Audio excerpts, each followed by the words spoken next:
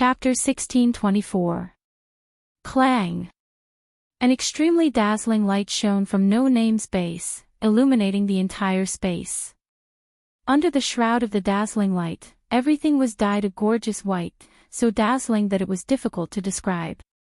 And in the center of the dazzling light, 16 Knights smiled, his eyes flashing with a dazzling light, and raised his right arm in the direction of Noah. On his right hand, an aurora shone, like a star map, and the dazzling light poured out in all directions like a tide. Seeing this scene happen with his own eyes, Noah's heart shook, and a surprised expression finally appeared on his face. Because, at this moment, in Noah's heart, there was an extremely strong sense of crisis. So, Noah understood. That light, that gift, it can't be. You finally found it. The corners of 16th Knight's mouth curled up slightly as the dazzling light in his eyes became even more intense. I only found out what the true form of this power was after I came to this box. Moreover, I was inspired by you, little brother. So, little brother, if you don't take this seriously, don't blame me when you die. Die. That was not an exaggeration. At least, Noah knew. If he couldn't take the light from 16 Knight's hand, then, he might really die. Even if the many gods in the heaven realm were here, perhaps, they would believe it without a doubt, and would feel shocked. Because, no one would think that the power that could only be used by a person who had the ability to become the center of a group of gods would actually appear in the body of a second human. Yes, this is my biggest trump card. 16 Knights declared loudly. The hero of the final trial who crusaded against absolute evil and closed world. Take my another cosmology and try it out. The aurora shining in 16 Knights' hands suddenly converged into a beam. Whing! Accompanied by the sound of space trembling, the divine aurora that covered the entire space like a tidal wave suddenly turned into an aurora pillar that pierced through the heavens and the earth. It rubbed against the air and cut across the sky, shooting toward Noah's direction. Wherever the aurora pillar passed, the ground was dug up without any suspense. The soil and rocks did not even have a chance to come into contact with the atmosphere, and directly evaporated without leaving a trace. At this moment, space was distorted, the atmosphere was twisted, and even the light of the stars was ruthlessly overtaken, annihilated in the holy aurora, disappearing without a trace. Therefore, in this world, there was nothing more dazzling than the holy aurora. Noah's vision had long been filled with the dazzling aurora. In such a situation, Noah, on the contrary, calmed down. And this was the evidence that Noah was serious. With intuition, Noah knew. At this time, the aurora that 16 Knights wielded was the strongest attack that could even penetrate the sky and shatter the stars. In the face of that strongest attack, even Noah only had two ways to deal with it. 1. Using more than 4 avatars at the same time, with the same power that was more than 3 digits above the box, only then could it be possible to block it. 2. Using the same trump card to counterattack. However, 3 minutes had not passed, and Noah could not attack. Then, I can only offset it. Another cosmology, named Bavesta, had no way to imitate the human's cosmology.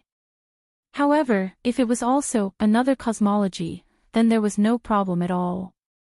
This was because another cosmology was an independent cosmology to begin with. Even if the user was a human, it could still be imitated. Clang! Noah's whole body suddenly bloomed with the same dazzling starlight, illuminating the entire sky. Activate Avesta. Counteracted in turn. Simulating another cosmology. At this moment, the starlight that bloomed from Noah's body directly suppressed the surrounding aurora, becoming the second color between heaven and earth. Just like that, the starlight skyrocketed and rushed straight to the sky, instantly enveloping the entire space. Like a vortex of light, it suddenly appeared in a corner of no-name's base. Then, the towering aurora pillar carried a terrifying power that even shook the space, violently swept over like lightning, colliding with the dazzling vortex of light with a loud bang. Rumble. Amidst the earth-shattering noise, the aurora pillar and the vortex of light collided with a loud bang, stirring up a terrifying energy storm. From the point of collision, the shock waves spread out like lightning. The scene that resembled the explosion of a star caused the surrounding ground to crack inch by inch and collapse one after another. It was like a hurricane that spanned across the heavens and the earth. Everywhere it passed, the temperature between the heavens and the earth would suddenly rise, causing the entire atmosphere to become violent. It shook the space and set off waves of ripples.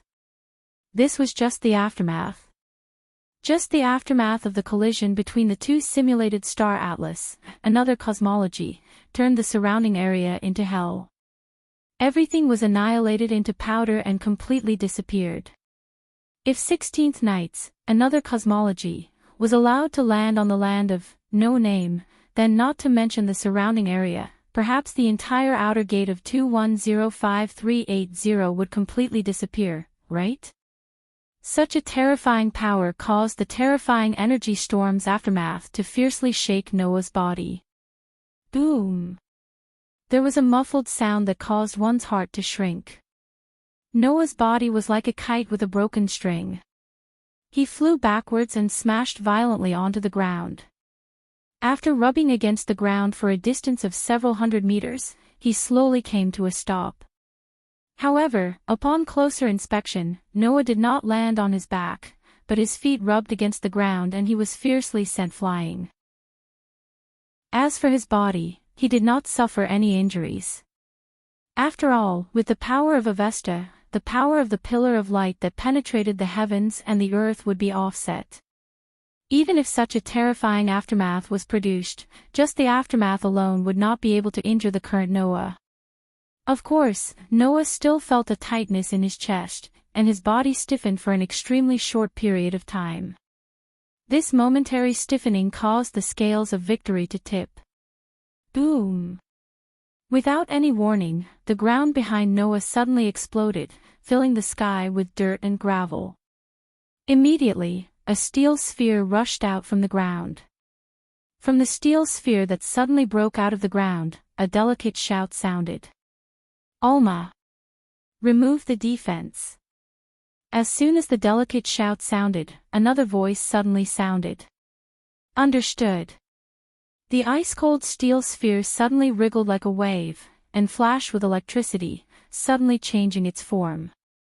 Not long after, a mountain goat with majestic horns, strong and powerful limbs, and silver fur appeared in the air.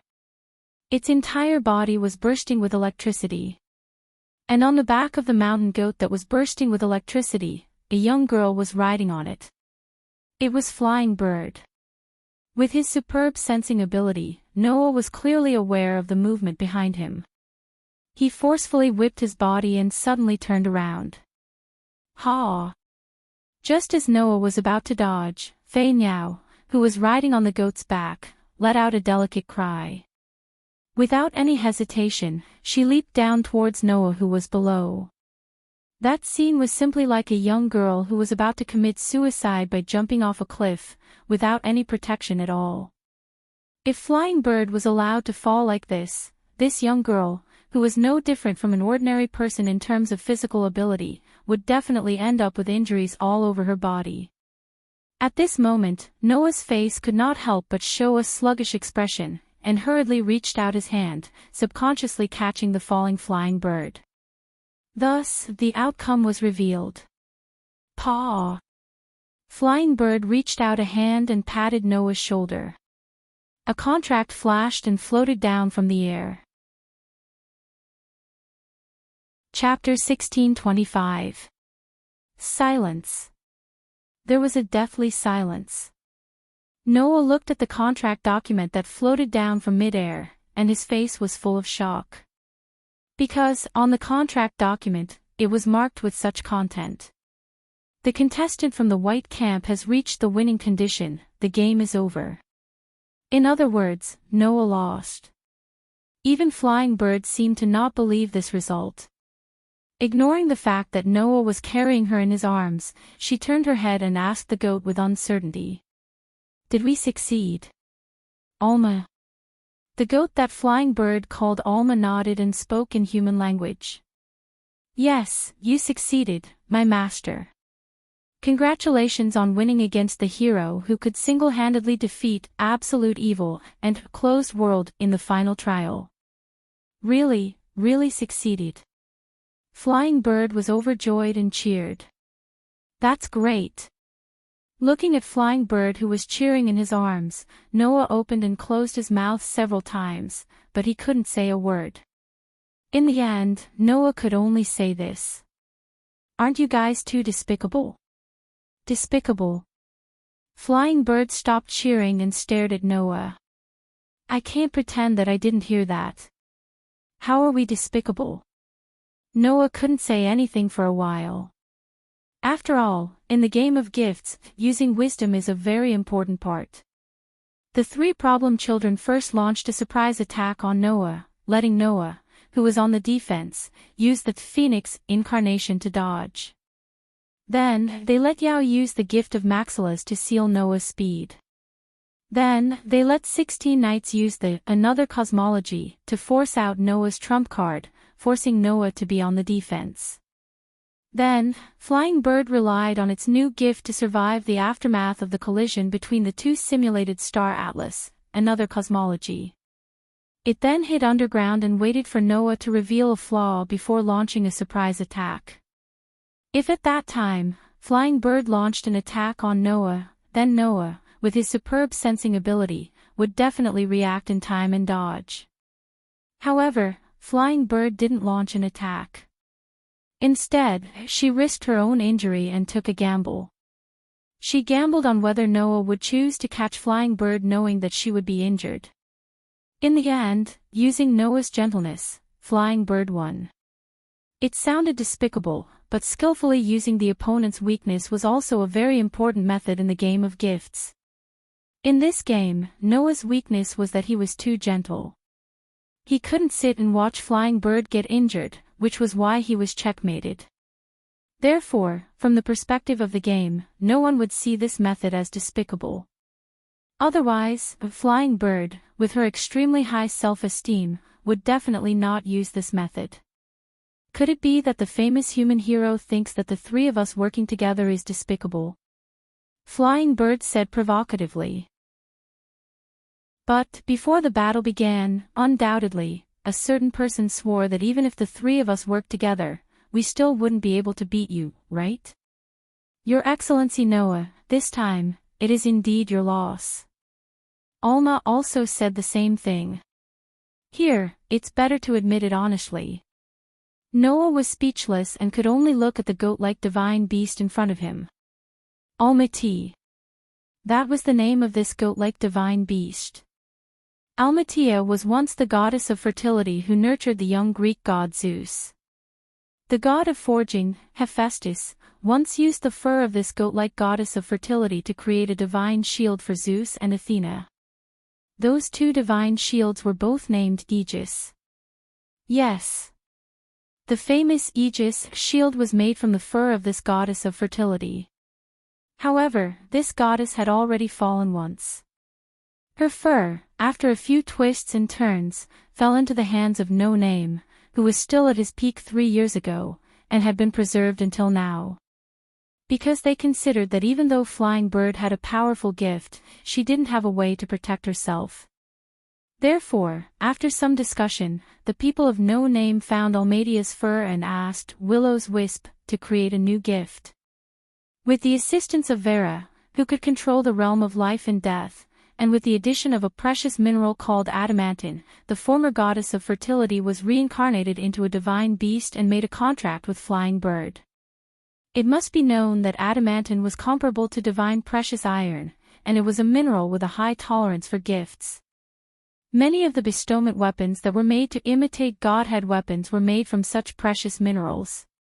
Therefore, after the fur was covered with adamantine, Almaty could transform into the strongest shield of the Greek gods, Aegis, which could block all attacks at any time.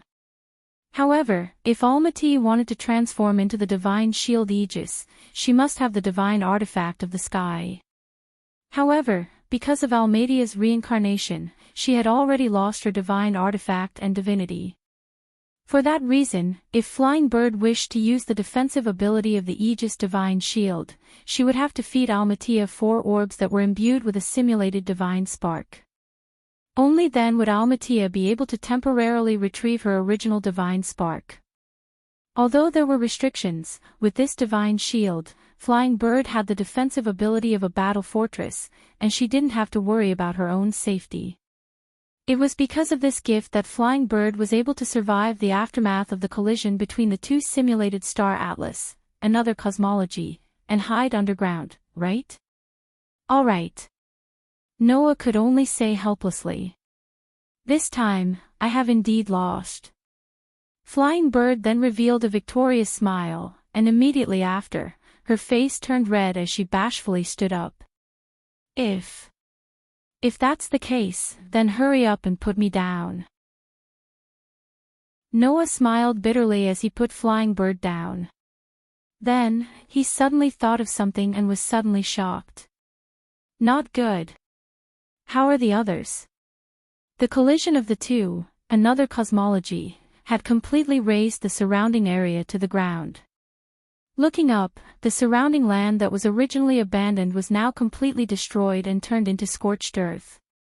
Under such circumstances, if Flying Bird could rely on Almatia's defense to escape, then what about the others?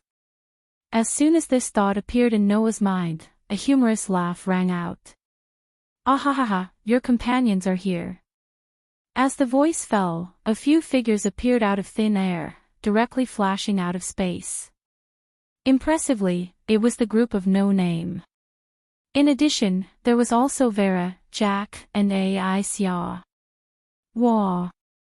Ai Xiao looked at the scorched earth around her and let out a gasp of surprise. It's actually become so serious. That's right. Vera had a dumbfounded expression. So powerful. It's only a game. You all are too reckless. Jack let out a rare bitter smile. If it wasn't for Vera's spatial jump, everyone would be in a miserable state. It's precisely because we wanted you all to save the situation that we had you all hide at the side, right? 16th Knights patted the dust on his body, and the corners of his mouth rose slightly. In the end, just like the plan, we obtained victory. Flying Bird. Yao walked toward Flying Bird and extended his hand. High five. Flying Bird happily high-fived Yao, sharing the victory of the game. Only Letitia, Pest, Wren, and Black Rabbit were speechless as they looked at their surroundings that had been razed to the ground, and revealed sorrowful expressions. Now, who knows how much time we'll have to spend to restore the land here. Letitia, spare me. I'm already angry enough. Pest, if you think about it carefully, this area will have to be rebuilt sooner or later anyway. Now that it's like this, it's much easier. Wren, woo woo woo woo. Black Rabbit still stuffed in his mouth. At this moment, 16th Knights arrived before Noah and looked straight at Noah. Do you see now? Even if we are far from being a match for you in a head-on battle, it's not like we have no chance of winning in a game. After saying those words, 16th Knight scratched his head in a somewhat embarrassed manner. Then, as if giving up, he spoke. Thus, you can do whatever you want to do. Even if you're not here in the East District, there's still us. Hearing those words, Noah was finally stunned. At this moment, no matter how slow Noah was, he should have realized what was going on. Although these 3 problem children were talking about revenge, they were actually using this game to tell Noah one thing. That was, even if Noah was not here, they would still do their best to protect the East District. It's not like we've been stagnant all this time. It's just as you've seen. Right now, all of us have sufficient battle strength to deal with any situation, Flying Bird said with great confidence. Since that's the case, what else do you have to worry about? Don't worry, Yao nodded at Noah. There's still us here. Letitia, Pest, Ren, Black Rabbit, Vera, Jack, Aisha and the others all looked at Noah. Their eyes revealed the same expression as the three problem children, gentle and serious. Looking at his companions, Noah's eyes flickered. After a long while, he finally laughed heartily. Then, I'll leave it to you all.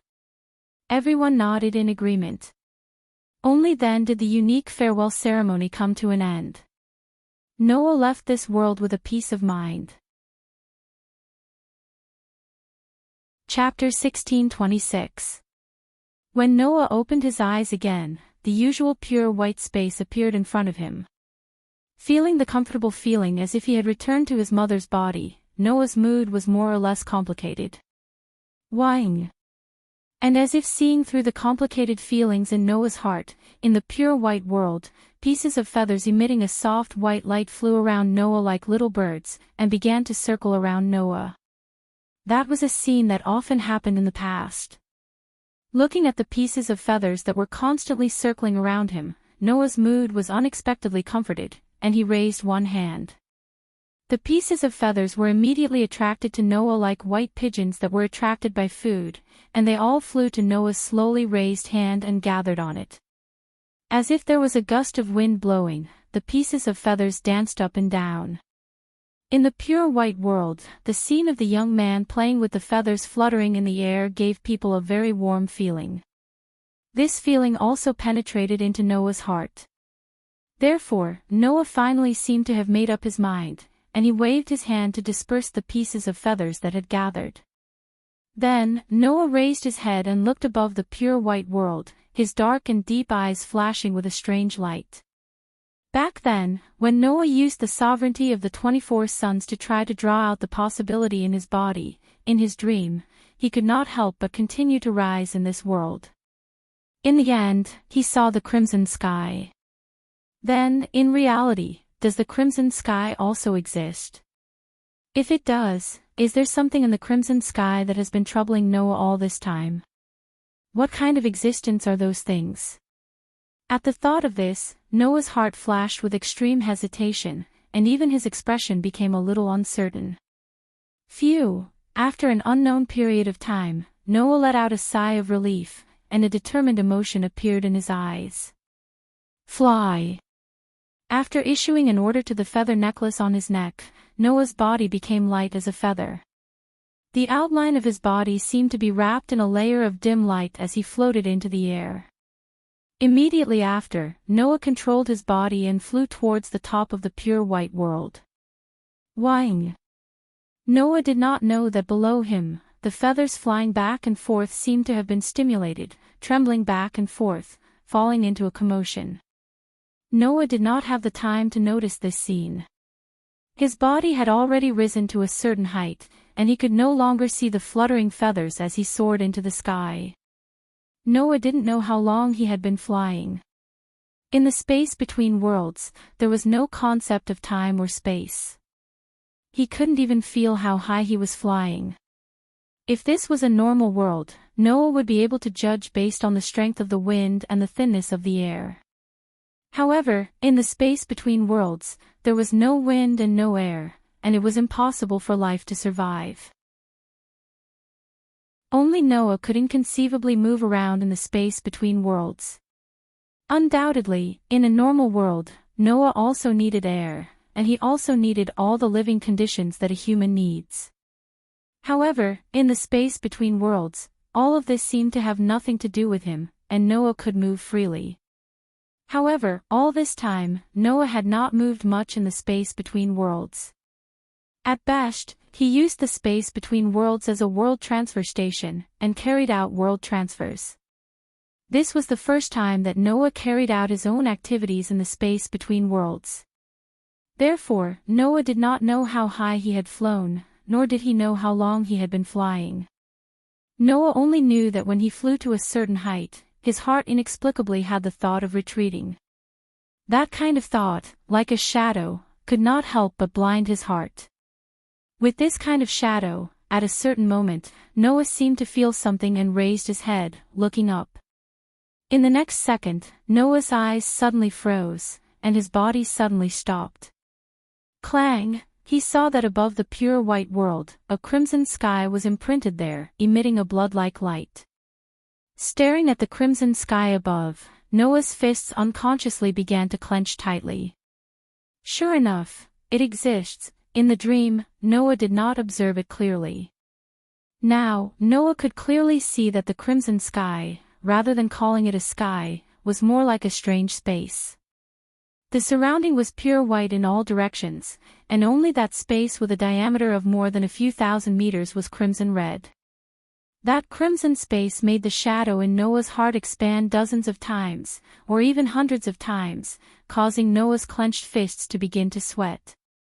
Noah's intuition told him. Next, he absolutely can't go any further. Noah believes in his intuition. If the scene inside is the same as what I saw in the dream, then even if I go in, the consequences will be unimaginable, right? Noah gritted his teeth. Since the scene in the dream has been confirmed to be real, then the next step is to ask Gaia and Alea. With this idea, Noah took a deep look at the crimson space, turned around, and wanted to fly down.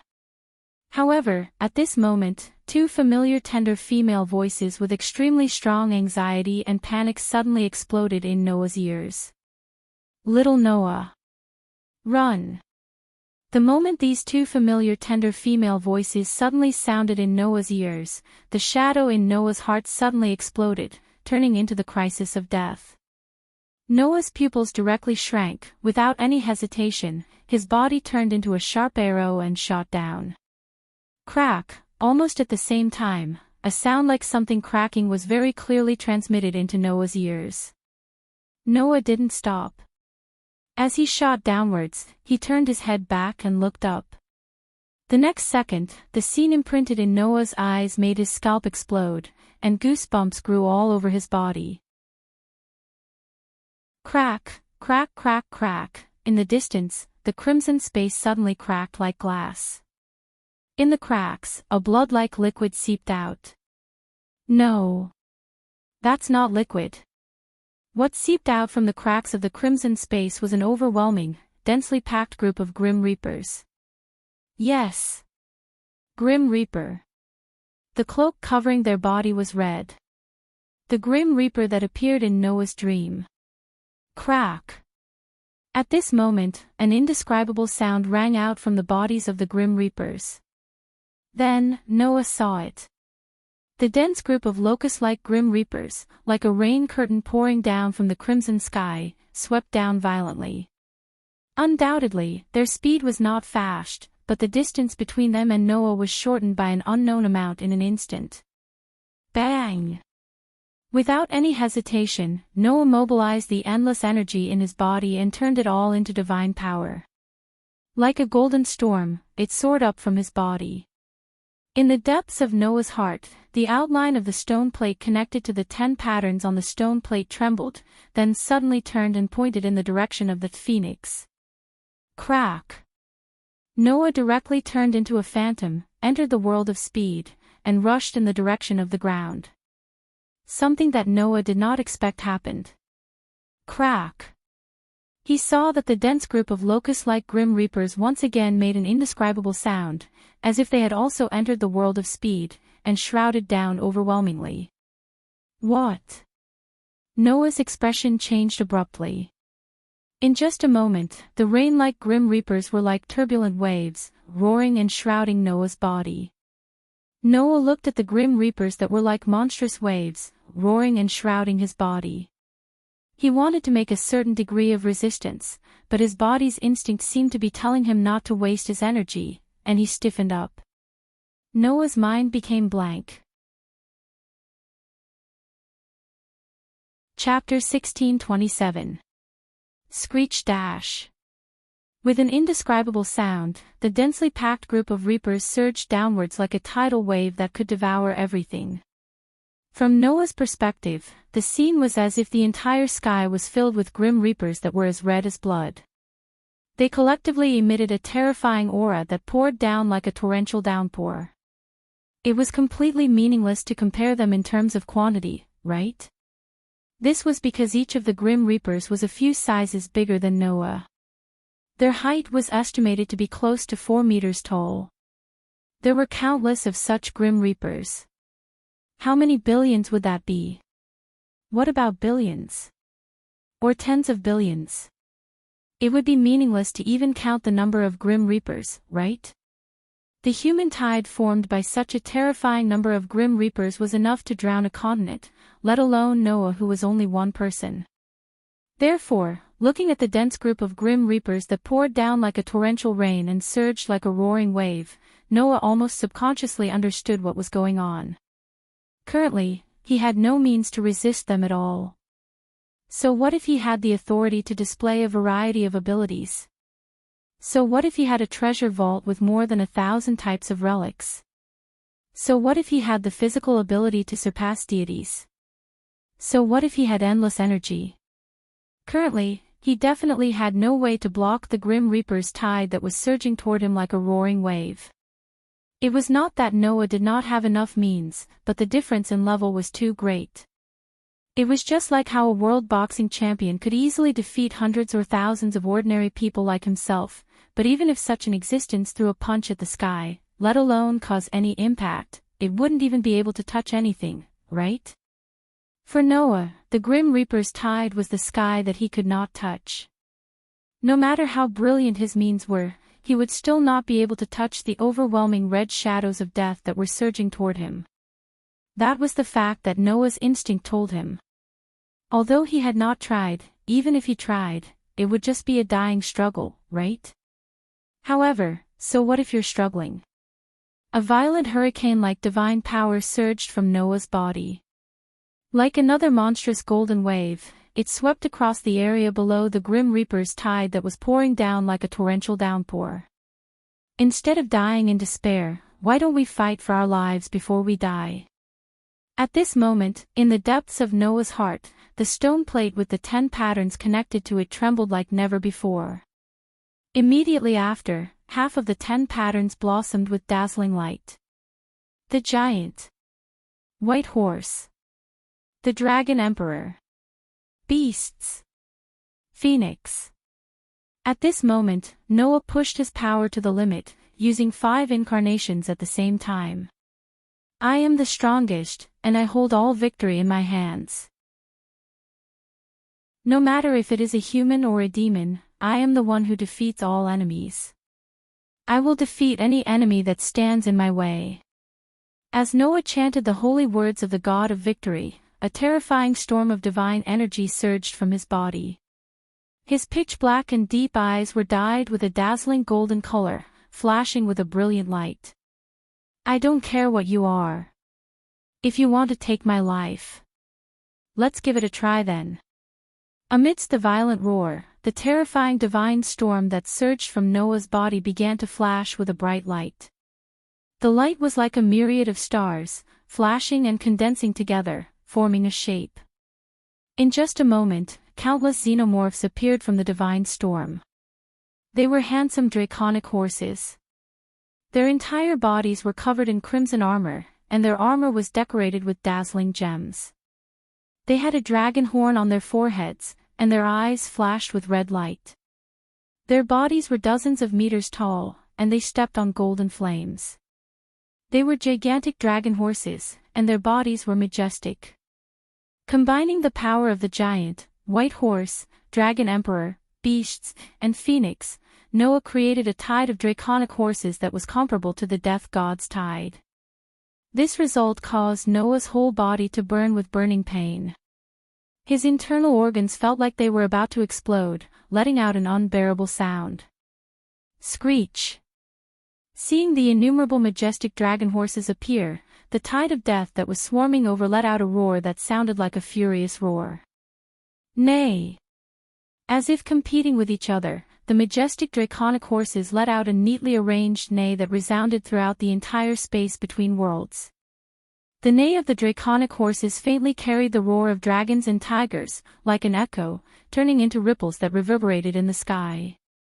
Immediately, the golden draconic horse tide and the red death god's tide rushed out at lightning speed, crossing the entire space in an instant, quietly colliding. Rumble. Accompanied by an earth-shattering sound, the draconic horse tide and the death god's tide that fiercely collided with each other turned into a terrifying golden flame and a red storm, crazily entangling with each other. Boom! Like a star exploding, the unimaginable golden flame and red storm swept out from the center of the pure white world, instantly expanding to an area of thousands of meters. If such a collision occurred in an ordinary world, perhaps, at this moment, the world would have already let out a mournful cry, the space would have already been shattered inch by inch, and even the atmosphere would have been completely evaporated, leaving not a trace behind. Unfortunately, this pure white world called space between worlds was terrifyingly sturdy. There was no concept of time, nor was there any concept of space. Even the atmosphere did not exist, allowing the terrifying golden sea of fire and scarlet storm to silently expand, occupying a corner of the world. However, if someone were to be caught in it, the consequences would be unimaginable. At the very least, even existences like the White Yiksha and the Queen of All Saints would at least be seriously injured if they were to be caught in it. Undoubtedly, it was a collision of this level. In the next second, the scales of victory tipped in favor of one side. Whing! The scarlet storm appeared to be mocking something as it emitted a buzzing sound. Immediately, it forcefully penetrated the bright golden sea of fire. The terrifying flame sea that was formed by the power of the 5 incarnations of Giant, White Horse, Dragon Emperor, Beast Horde, and Phoenix was like an illusion at this moment. It could not block the red storm at all, and the red storm passed through it as if it did not see anything. Wadash! Noah's expression changed drastically. Taking advantage of this moment, the red storm passed through the terrifying golden flame sea and rushed in front of Noah. Like a bloody mouth, it swelled and crazily enveloped Noah's body. Noah was already powerless to turn the situation around. Clang! Just as the red storm was about to swallow Noah's body, a bright golden light suddenly bloomed on Noah's body. Noah did not even have the time to react. A golden sword that looked like a key suddenly emerged from his body. With a turn of his body, it shot towards the sky. That is. Noah could not help but be shocked. This was because Noah did not recognize the golden sword that was shaped like a key. It was the Gate of Babylon that Gaia and Aleia gave to Noah. Under Noah's gaze, the golden sword that shot up into the sky and met the red storm that was surging towards it trembled slightly. Pang! The Gate of Babylon treasure exploded in an instant, turning into golden powder that sprinkled down from the sky. Then, it stopped in mid-air, like a layer of golden light film that covered the sky. The moment the crimson storm came into contact with the powdery light film, it abruptly froze and was unable to move any further. Between heaven and earth, silence was restored. Noah could only stare blankly at this scene. He was unable to react at all, and his body fell down. Then, 2 pairs of rather tender hands hugged him. Chapter 1628. In the pure white world, 2 petite girls hugged Noah from the left and right as they descended from the sky and slowly landed on the ground. In the surroundings, the feathers that were emitting a soft white light immediately surrounded Noah, as if they were extremely happy about the result of Noah's escape, and they danced in the air excitedly. It was only at this moment that Noah finally reacted. He looked to his side and was immediately stunned. Gaia! Aleia! The petite girls that suddenly appeared were Gaia and Aleia. Are you okay? Gaia said with lingering fear. That was really scary. It's different from our world. There is no concept of time here. Therefore, although we immediately entered the space between worlds, the time still doesn't match. Aleia said with an indifferent expression. Fortunately, we made it in time. Hearing Gaia and Aleia's words, Noah's expression was a little uncertain. But why are you here? In the past, Gaia and Alea undoubtedly said that only Noah could enter that space between worlds. Even the two great restraints couldn't enter that space between worlds. Now, how did the two great restraints come out of his world? Don't be surprised, little Noah. We didn't lie to you. If we relied on our own strength, we wouldn't be able to enter that space between worlds. Gaia gave a rare bitter laugh. This is an exception. There won't be another chance like this in the future, right? In short, it's good that you're fine. Alea said. After all, it would be very troublesome to explain the situation in detail. Hearing this, Noah's face showed a trace of bitterness. He raised his head and looked at the red storm outside the powder film. His voice was more or less self-deprecating. Is there anything more troublesome than that thing? Gaia and Alea were speechless. However, it was clear that Noah was saved because of Gaia and Alea.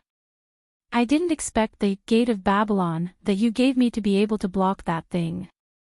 Noah's eyes flickered. It seems that it's not just a treasury. No, it's really just a treasury. Gaia shook her head. The gate of Babylon doesn't have any special power. It's just a treasury. However, in order to make it useful at a crucial moment, we added some special things inside. Alea also looked at the sky.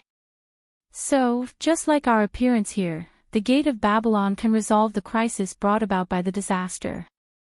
This is the only time it can do so. Is that so? Noah nodded slowly and looked at Gaia and Alea with an unprecedentedly serious expression.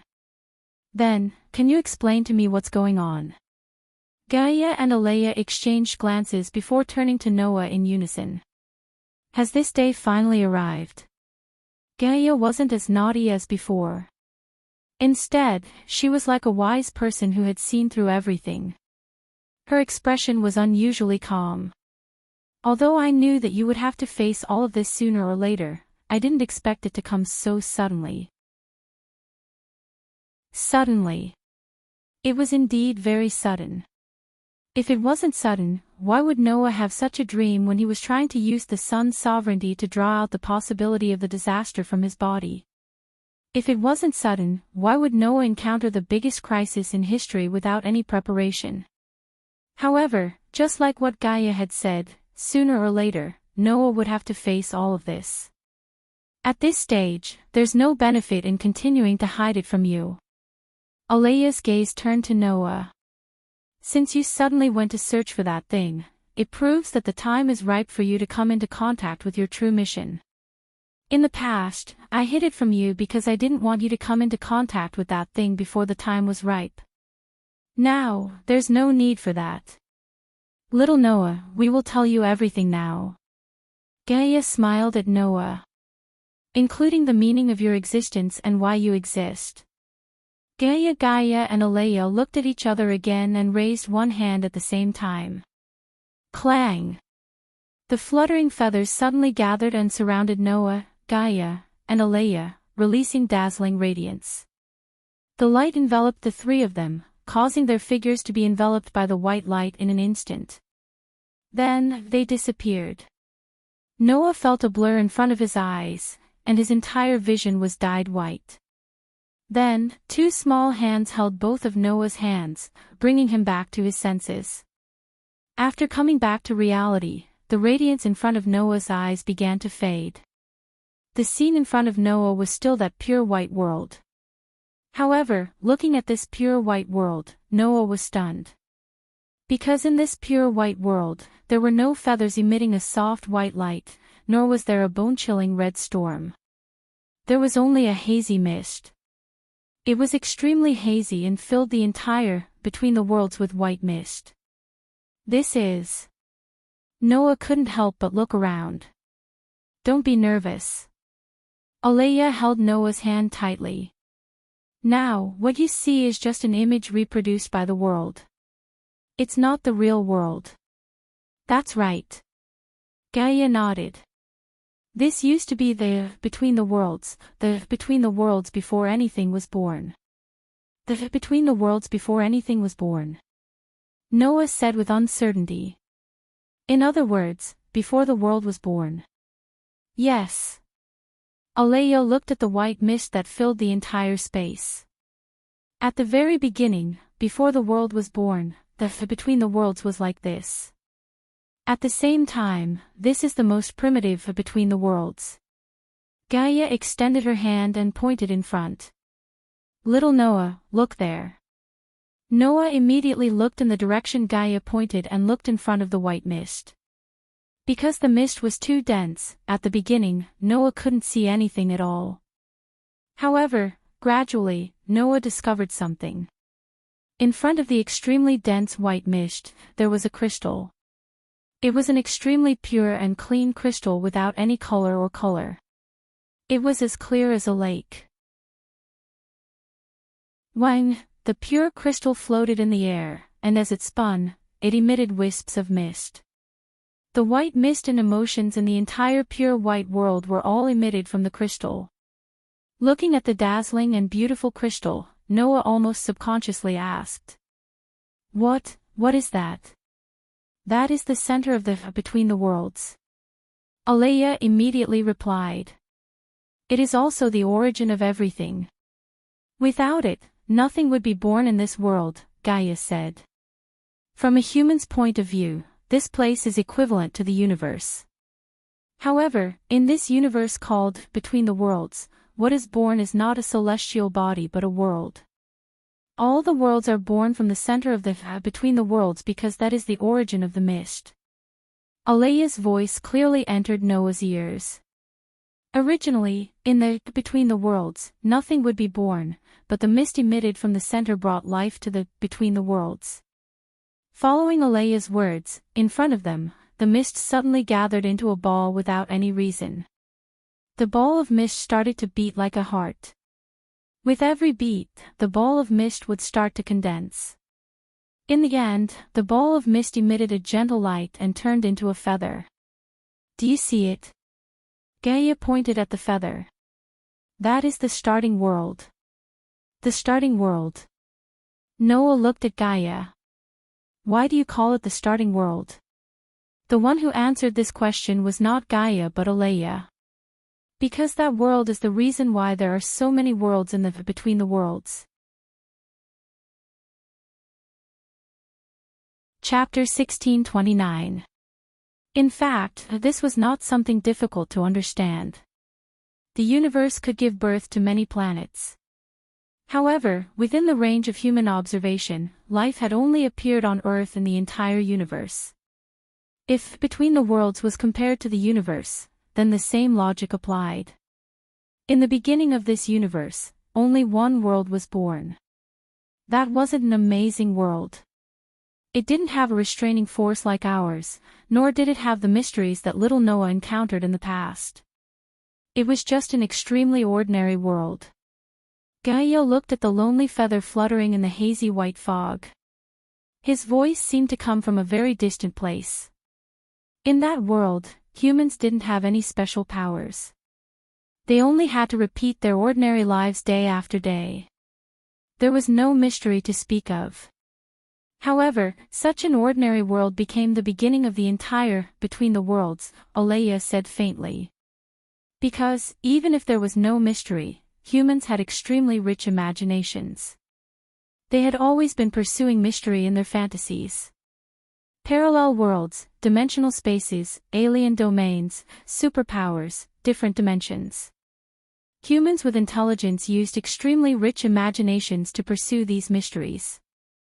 They also created these mysterious existences in their own minds and fantasized wildly. Gaia smiled helplessly. As the will of the planet, I can't understand why humans would pursue these things. However, those fantasies are the foundation of existences like us. While Gaia and Alea were talking, the hazy fog in front of them changed again. Around the lonely feather fluttering in Between the Worlds, the hazy fog had gradually gathered into clumps and was beating like a heart. As it beat, the clumps of fog also condensed. In the end, those clumps all turned into feathers in a soft white light. Just like what you saw, after the birth of the original world, more and more worlds were born, Alea said to Noah. That wasn't a world that was born by chance. There was only one world that was born purely by chance. The worlds after that were all created by drawing on the fantasies of the humans in that world. They were all specious worlds that were born from the imagination of that world, absorbing the fantasies of humans. Noah couldn't help but ask, does the fog have such properties? Therefore, we also call the fog imagination. Gaia said with a smile. And after you were born, between the worlds that you saw had already become a universe that absorbed the fantasies of the original world. It's a universe filled with fantasies, Alea said word by word. A universe filled with fantasies. An all-encompassing fantasy universe. Noah muttered to himself as he repeated this sentence. After a long while, he fell silent and suddenly opened his mouth again. Then, what's the deal with my birth that you just mentioned? Your birth, it wasn't by chance, Gaia hesitated for a moment and then sighed. Your existence is a part of fighting against fantasies. Part of fighting against illusions. Noah's hand tightened slightly, and his eyes flickered as he spoke in a low voice. Then, are those red things? Gaia and Alea nodded their heads with a heavy heart. Although the fantasies of the humans in the original world gave birth to many worlds, humans were originally in existence that didn't know whether they were good or evil, Alea said with her identity as the amalgamation of human consciousness. Naturally, if there are good fantasies, there will also be bad fantasies. Those fantasies also became nutrients for the fog and were absorbed by the fog. While speaking, the fog in front of them changed again. A ball of fog gathered together like the world that was born before. It beat like a heart and gradually condensed.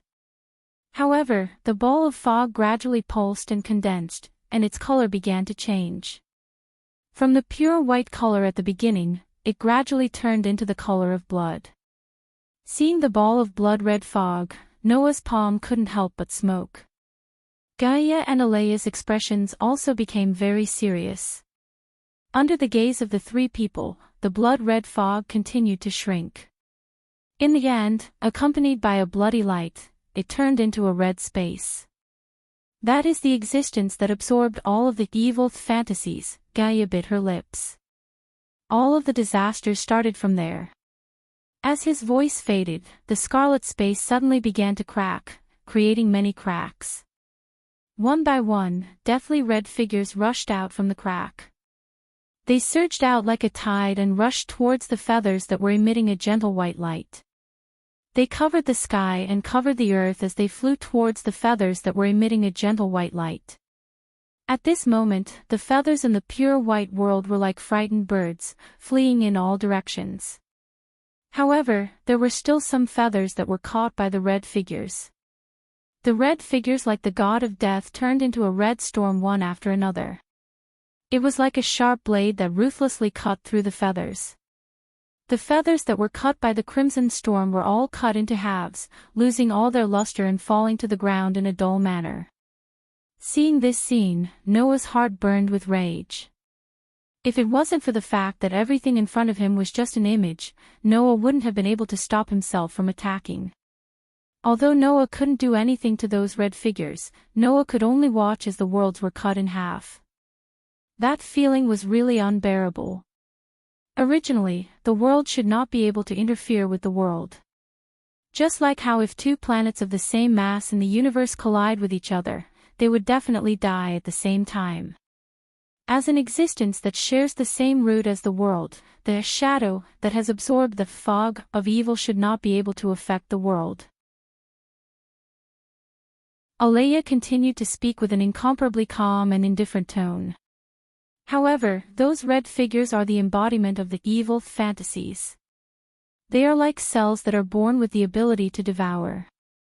They can affect the worlds and even destroy them. Fortunately, those worlds were born from the evil fantasies, Gaia added. As long as the worlds in the space between worlds aren't completely destroyed and the people's fantasies still exist, then these worlds can be repaired. Wait. Noah was suddenly startled. Doesn't that mean, looks like you've already thought of it, Gaia faintly sighed. That's right. The only things that can be repaired are the worlds that were born from the evil fantasies. If the original world is destroyed, then it definitely can't be repaired. And as luck would have it, the starting world was destroyed. Alea looked up and stared ahead. It was during the first shadow hunt. Noah followed Alea's gaze and looked forward. There was a feather that wasn't cut in half like the other feathers. Instead, it was shattered like glass by the red storm, leaving behind only a pile of debris. The shadow that was born from the evil thoughts can affect and destroy other worlds, but other worlds still can't interfere with it, as it has the same origin, Gaia slowly said. Under such circumstances, a portion of the worlds that had perfect wills began to realize that they had to think of a solution. Otherwise, these worlds that had no resistance at all would one day be completely destroyed. For this reason, the world itself initiated an action that all the other worlds responded to and began.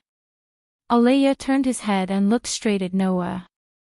They gathered the fragments of the original world that could no longer be repaired and gathered the power of all the worlds to turn those fragments into a life form. This sentence made Noah's heart beat fiercely. Because the original world could no longer be repaired, the world successfully interfered with its fragments and also successfully injected life into those fragments, turning them into a human. Gaia held Noah's hand and looked straight at him. That person is you, Noah. What formed your body was the fragments of the original world. What formed your life was the power of all the worlds. Alea also held Noah's hand. Therefore, you are in existence on the same level as the worlds. You are also the child of the worlds born from the many worlds. You can freely travel between worlds, find the lost world fragments and repair the destroyed worlds. After all, every world here was born from the human imagination of the original world that formed Noah's body. Noah was born with the ability to repair these worlds. As for the shadow that was born from the evil thoughts, it was also an illusion of evil that was obtained from the original world. Therefore, Noah should have the ability to interfere with the other side and eliminate all the disasters that were born from the evil thoughts. If it wasn't for the fact that the original world was just an ordinary world and didn't have any mysteries, the world itself wouldn't have been destroyed so easily. Gaia and Alea said at the same time. Therefore, Noah, you are the only existence that can eliminate the natural enemies of the world. Chapter 1630. When the dazzling white light began to fade, Noah, Gaia, and Alea returned to the pure white world. Noah opened his eyes with a complicated expression. Gaia, who was still holding Noah's hand, couldn't help but speak. After you were born, for your growth, the many worlds here sent you into one of them. After all, even though you've been bestowed with sufficient intelligence, emotions are something that can only be developed through contact with all sorts of people, Alea said. Although the worlds gave birth to you, they didn't want to treat you as a tool. For this reason, they gave you a good environment to grow up in. That is absolutely necessary. It is because of this that you were sent into that guild full of positive energy and grew up to be a happy child. Gaia smiled sweetly. As for us, we were given the mission of guiding you by the various worlds. That is why we were able to form a connection with you. Don't worry, I don't doubt your intentions. It's just that I didn't expect to have such a background. Noah could only bitterly smile. Moreover, even if you made me sound so powerful, I still couldn't do anything to those shadows. That is because your true strength hasn't been activated yet. Alea immediately said. No matter what, you are still a life formed from the fragments of a world. Although the original world has been destroyed, there is no doubt that your body contains the potential to become an existence that can rival worlds. In other words, little Noah, you have the potential to become an existence that can rival worlds. Gaia reached out a hand and pressed Noah's chest. Isn't it because you came into contact with that possibility that you realized your mission and discovered the existence of the culprit that destroyed the original world? Hearing Gaia and Alea's words, Noah couldn't help but speak. But that possibility can't be activated at all. That is because the power you use to activate that possibility is too weak. Alea shook her head. That is a possibility that can rival an entire world. If you don't use the power of an entire world, you won't be able to activate it. Even if you are lucky enough to activate it, with your current human body, you will instantly explode from that huge possibility. Noah was shocked and felt a lingering fear. There was actually such a serious consequence. However, was it a possibility that could rival an entire world? No wonder the power of a sun couldn't be activated. Then what should I do? Noah said helplessly. Even if I can activate the possibility in my body, I won't be able to withstand it. Not to mention not being able to activate it, right? No problem. Gaia solemnly said. We have long been prepared. At this moment, the surrounding feathers that were dancing in the air began to rotate, flashing one after another. Gaia and Alea stepped forward at the same time. As though they were holding something, they slowly raised one of their hands. Whing! Suddenly, the entire space between the worlds began to tremble, and the ground emitted a blinding white light. Noah subconsciously squinted his eyes. Then, from the ground that was emitting the dazzling white light, a light source rose and appeared in front of Noah. Looking at the light source, Noah slightly widened his eyes. He saw that in the light source, there was a piece of crystal. It was a piece of crystal clear, pure and clean, as clear as water. That is, Noah said in surprise. Isn't that the center of Between the Worlds? Ever since Shadow appeared, the worlds hid the center of Between the Worlds to prevent Shadow from finding it. Alea said as if it was a matter of fact. No matter what, it is the center of the Between Worlds, the source of the imaginative power. Without the imaginative power, a mere fantasy would not have become a factor in the entire Between Worlds situation. And if Shadow finds the center of the world Between Worlds, it might be able to absorb the imaginative power produced by this crystal, causing more imaginative power to be filled with evil fantasies. Who knows? Gaia explained. Therefore, the worlds hid it. Now, it is time for it to be used. In the end, the origin of the world should be imaginative power. Illusions are just designs and accelerators. Alea was still the same as before, coldly saying something shocking. Since the so-called sovereignty of the sun has no way of drawing out the possibility in your body, then we will use the imaginative power produced by the center of Between the Worlds to convert the sovereignty of the sun into the sovereignty of the world. That will do. WH. What? Noah was really stunned. Sovereignty of the world. Not only will you convert the sovereignty of the sun into the sovereignty of the world, but in order for your body to be able to withstand the huge possibility of a world, you will also need to convert the favor you received from God, which is your ability value, into the favor of the world. Gaia raised her fingers and calculated. In addition, the power you received from God can also be converted into the power of the world. Sovereignty of the world, the power of the world, and the favor of the world can absolutely perfectly convert the possibility in your body into the power of a world. At that time, you will be able to stand on the same level as Shadow. Alea raised her eyes and looked at Noah. It is for this purpose that we suggested you to travel between the worlds and work hard to increase your strength. In the end, you will find a suitable power to convert with imaginative power and draw out the power in your body. Things are progressing more smoothly than we expected. Little Noah, the sovereignty of the sun, the power of God, and the favor of God that you received are all suitable to be converted with imaginative power and upgraded to the power of the world. Everything is on the right track. Gaia took a deep breath. Now, it is time to counterattack. Little Noah, Are you ready? Hearing this, Noah raised his head and looked at the sky out of reflex. There, the red storm outside the powdery light film had turned back into the red shadow of the Grim Reaper. It was flying back and forth outside the light film like a swarm of locusts, making one's scalp go numb. However, the Grim Reaper's tide didn't have any thoughts of retreating. Presumably, the Grim Reaper's tide should have realized that Noah was the only existence that could threaten them, so they definitely wouldn't retreat before killing Noah, right? It was because of this that last time, when the Grim Reaper came out to hunt, Gaia and Alea hurriedly called Noah over and didn't hesitate to kill him once to avoid being discovered by the Grim Reaper. At the thought of this, Noah also took a deep breath, calmed himself down, and looked at the translucent crystal. What should I do? Relax your body. Alea directly said.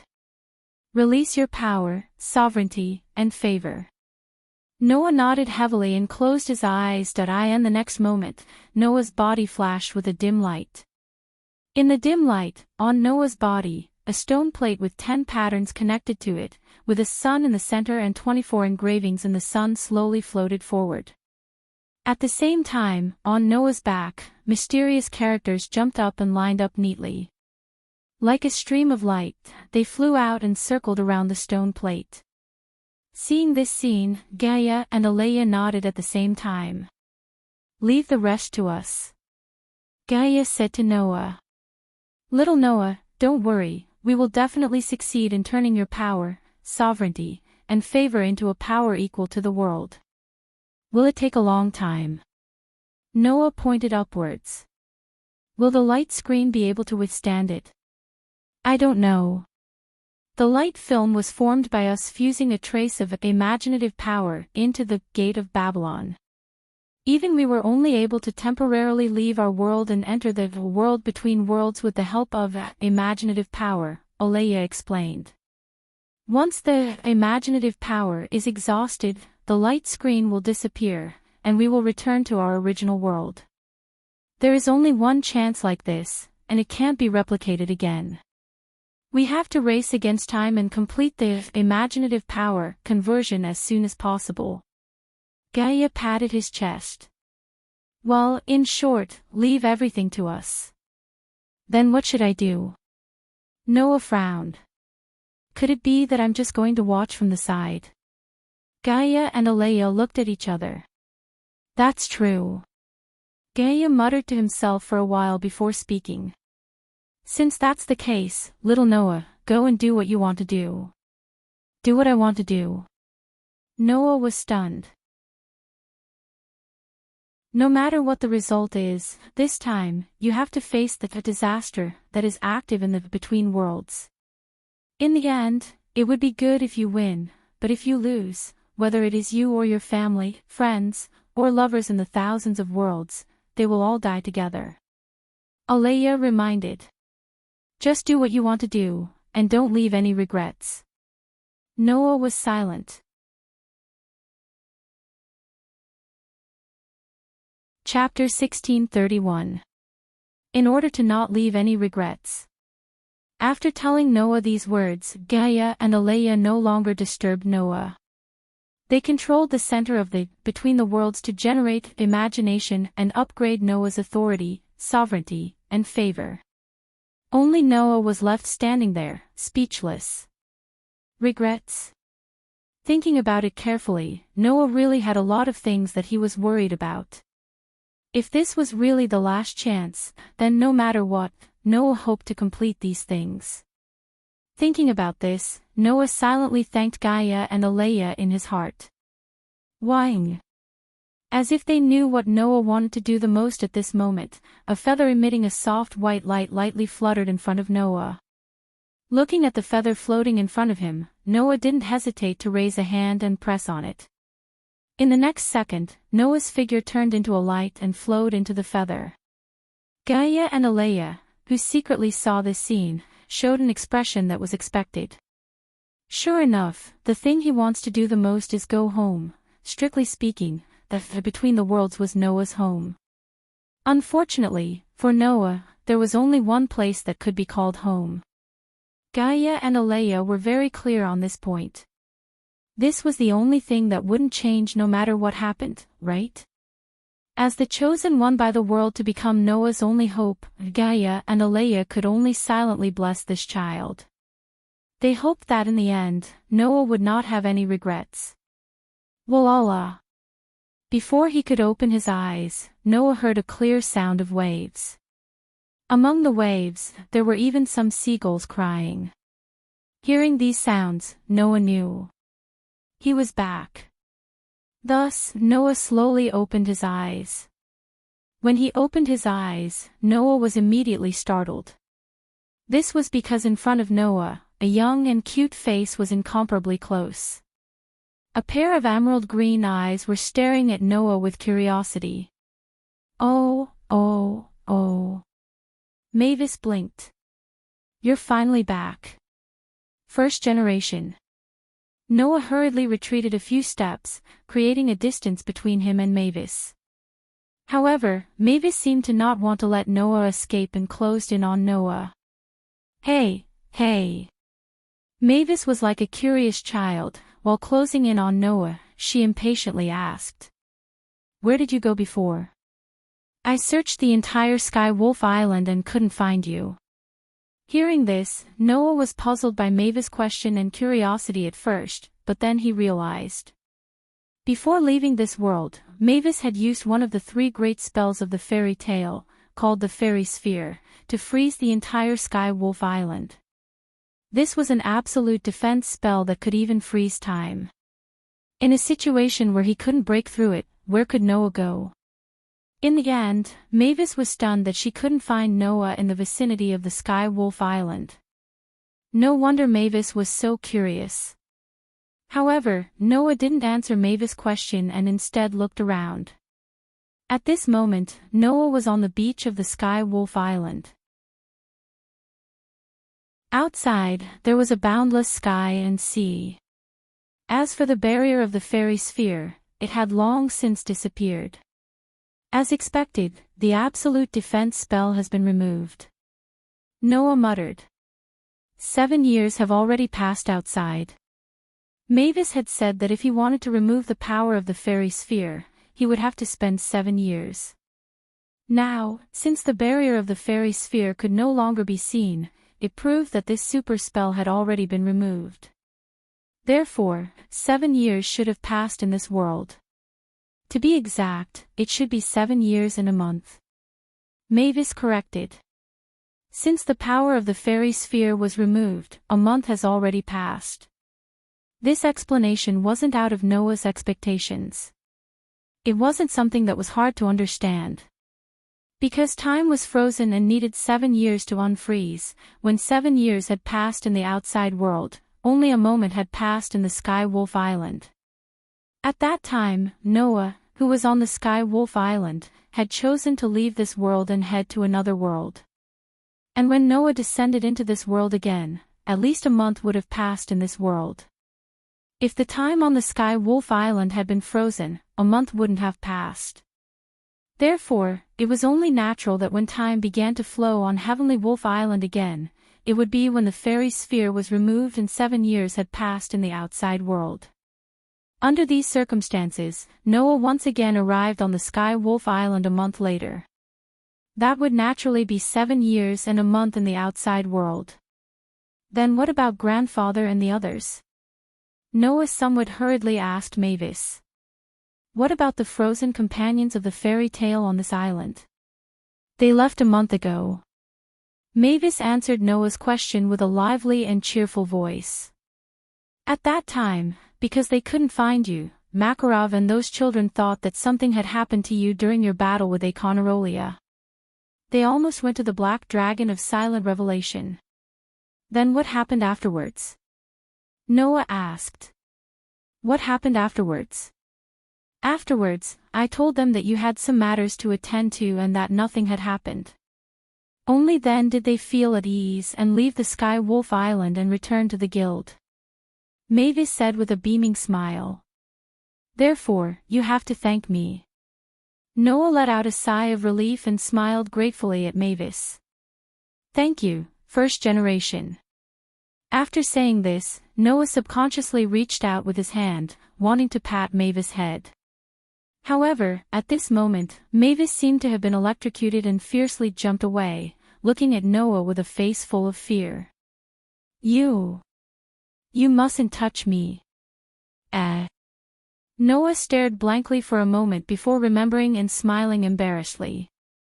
I'm sorry, I forgot that you're a specter and can't touch you. No, that's not the problem. Mavis shook her head and frowned, looking at Noah with an extremely serious expression. Isn't your physique able to eliminate the power of any magic?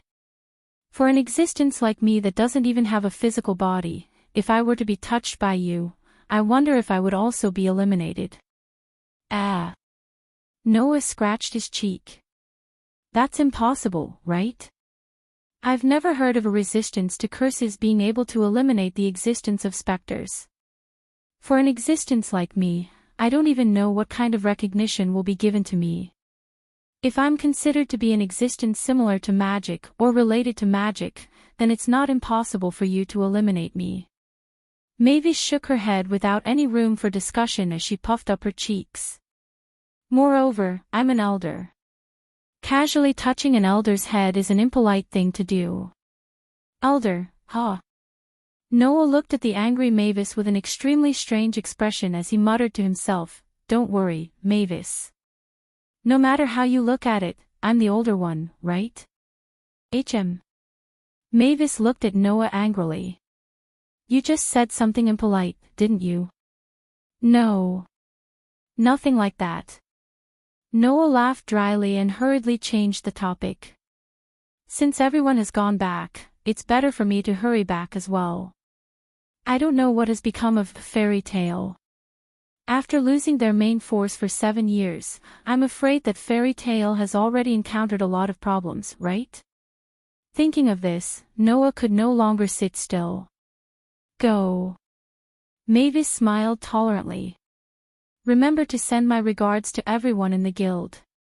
Noah nodded heavily and looked towards the ocean, slowly clenching his fist. He hoped that the guild would be safe. Chapter 1632. Fiori Kingdom, Villa Magnolia. Compared to 7 years ago, Magnolia was neither prosperous nor weak. It was still the same as before, as if nothing had changed at all. It was bustling with activity. On the streets, people were walking back and forth. Around them, there were shouts and hawking sounds coming from the stalls. People were laughing and chatting with each other, or patronizing the stalls. The noise was constant, revealing a vibrant vitality. This scene made people feel unusually warm. However, walking on this street, Noah frowned slightly. It was not that he felt uncomfortable, but the conversation of the people around him caught Noah's attention. Did you hear? The main members of Fairy Tale seem to have returned. Main members? That's right. Don't tell me you've forgotten that 7 years ago, the main members of Fairy Tale went missing after they went out to sea. Oh, I remember now. There was indeed such a thing.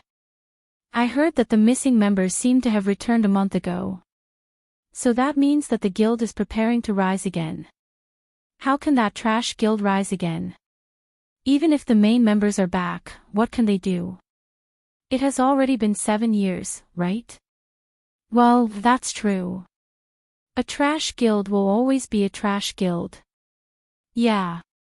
Noah's frown deepened as he listened to the conversation. There was a hint of anger and helplessness in his dark and deep eyes. Sure enough, 7 years will definitely cause problems. Noah was already mentally prepared for this. However, after confirming this, Noah's mood was both helpless and relieved. He was helpless because this result did not change. As for the sigh of relief, it was naturally because of the news about Fairy Tale. Although he did not know the current situation of Fairy Tale, but from the conversation of these people, the guild seemed to still be alive.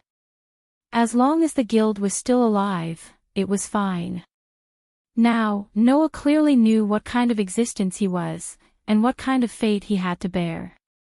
Under such circumstances, if fairy tale did not exist, then Noah really did not know what would become of him. Fortunately, the worst thing did not happen. However, even if the worst did not happen, from the conversations of the people around him, he could tell that fairy tale was not in good condition. He wondered how his former companions were doing now. At the thought of this, Noah couldn't help but quicken his pace as he headed in the direction of the Fairy Tale Guild. Under the illumination of the sun, the signboard of the Fairy Tale Guild flashed with a dazzling light. A flag with the guild emblem of Fairy Tale fluttered in the wind at the top of the castle-like building, silently announcing to the world that the guild that was once the #1 guild in the kingdom of Fiore was still alive and kicking. Noah directly walked into the guild and pushed open the door. If it was in the past, all the noises that belonged to fairy tale would have immediately entered Noah's ears. However, this time, such noises did not ring out. This was because the entire hall of fairy tale was extremely empty, there was not a single person in sight. Noah's expression immediately darkened. He silently lifted his foot and walked into it. Tap, tap, tap, tap, the clear sound of footsteps reverberated in the air, bringing about a lonely atmosphere. This was something that would never have happened in the previous fairy tale. But now, Noah felt like he was the only person in the world, and a sense of loneliness rose in his heart. This feeling of loneliness was broken in the next second by a voice. Noah. A trembling voice rang out. Hearing this voice, Noah's footsteps paused, and he immediately turned his head to look at the source of the voice. In the next moment, two figures appeared in front of Noah's eyes. They were two middle-aged men who were at least 40 years old. At this moment, these two middle-aged men were looking at Noah with an expression of disbelief. Their eyes were brimming with tears, as if they were in disbelief. Looking at the two middle-aged men, Noah hesitated for a moment, and spoke with uncertainty. Are you Mikhail and Wakaba? After hearing Noah's words, the two middle-aged men finally believed what they had seen. You're back. Noah. Mikhail was overjoyed. That's great. You're finally back. President and the others didn't see you when they came back, so we thought something had happened to you. Wakaba was also overjoyed. Looks like you're safe, that's great. Seeing Mikhail and Wakaba's joyous expressions, Noah's heart finally felt full. No matter what changes had happened to Fairy Tale, the only thing that mattered to him was the feeling of caring for his companions. Even after 7 years, it still hadn't changed. You're all old. Noah first sighed, then he thought of something and hurriedly asked. Right, where's everyone in the guild? Just as these words were spoken, an aged voice that was filled with surprise and joy rang out. Oh. Noah. You're back. Along with this voice, a short and old figure slowly walked out from the inner section of the guild. It was Makarov. Grandfather. Noah's heart suddenly calmed down. Where have you been? Makarov said reproachfully. I've been gone for a month. Mira and Lisanna were worried to death. Makarov's words elicited an extremely strong reaction from Makarov and Wakaba. President, you haven't seen Noah for a month, but we haven't seen him for 7 years and 1 month. Yes, you're just worried, but we were once in despair. From Mikhail's and Wakaba's voices, Noah could clearly hear the excitement in their voices. That was true. To Makarov, Noah had only been missing for a month. However, to those who stayed in Fairy Tale, Noah had been missing for 7 years and 1 month. How could they not be excited? Fortunately, the members of Celestial Wolf Island group had already returned a month ago. Otherwise, who knows how excited Mikhail and Wakaba would be at this moment. No matter what, it's good that you're fine. Noah was relieved. Even after 7 years, the guild still hasn't changed. Noah said this from the bottom of his heart. However, Mikao and Wakaba refuted him. That's where you're wrong, Noah. Mikao sighed. The guild has changed a lot. Didn't you notice that the members of the guild aren't here? Wakaba said helplessly. Apart from your Celestial Wolf Island group, there are less than 10 people left. The rest have all left the guild.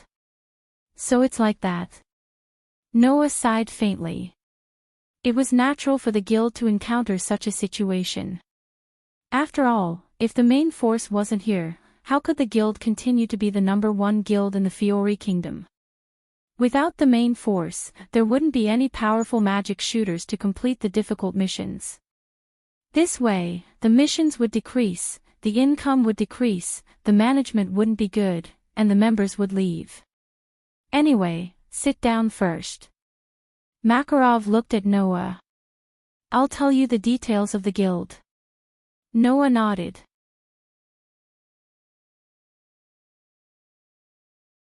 Chapter 1633. During these 7 years, many things had happened to Fairy Tail.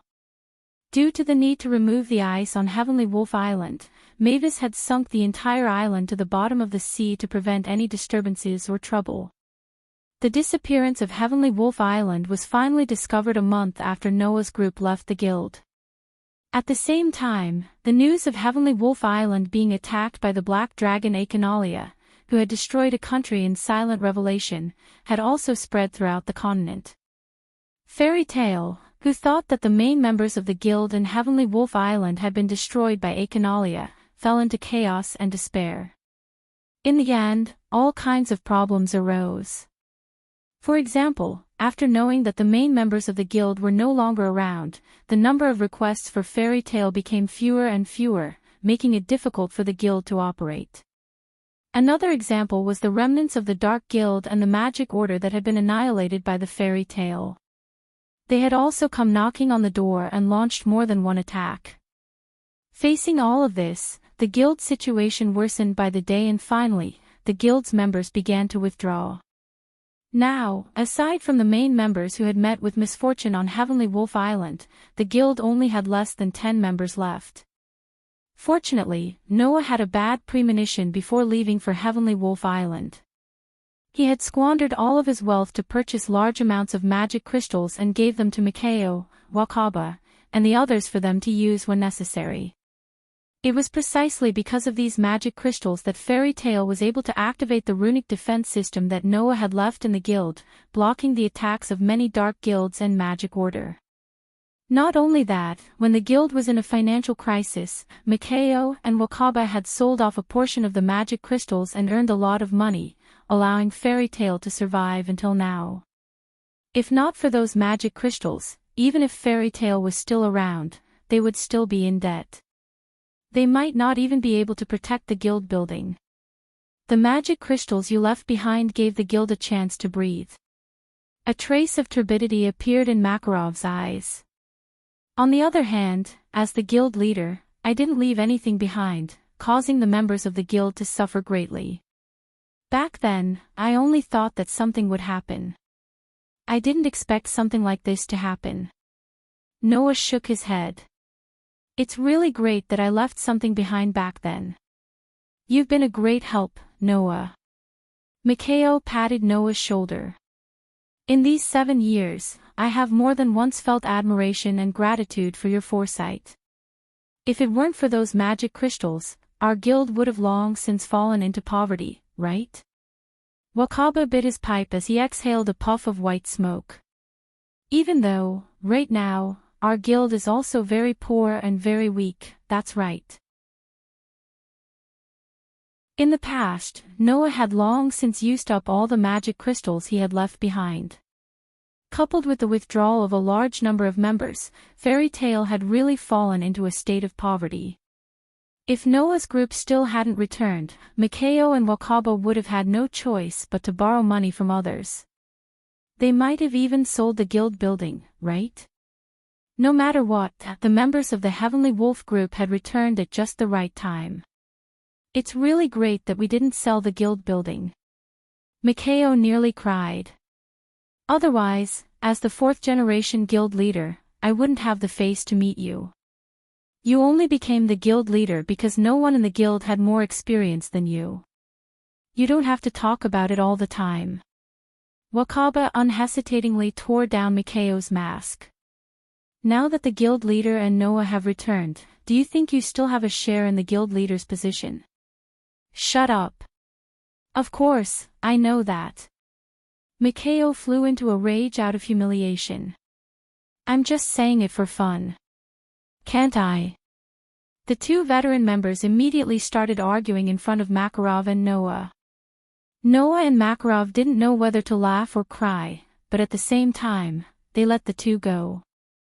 Since everyone has returned, where are the others?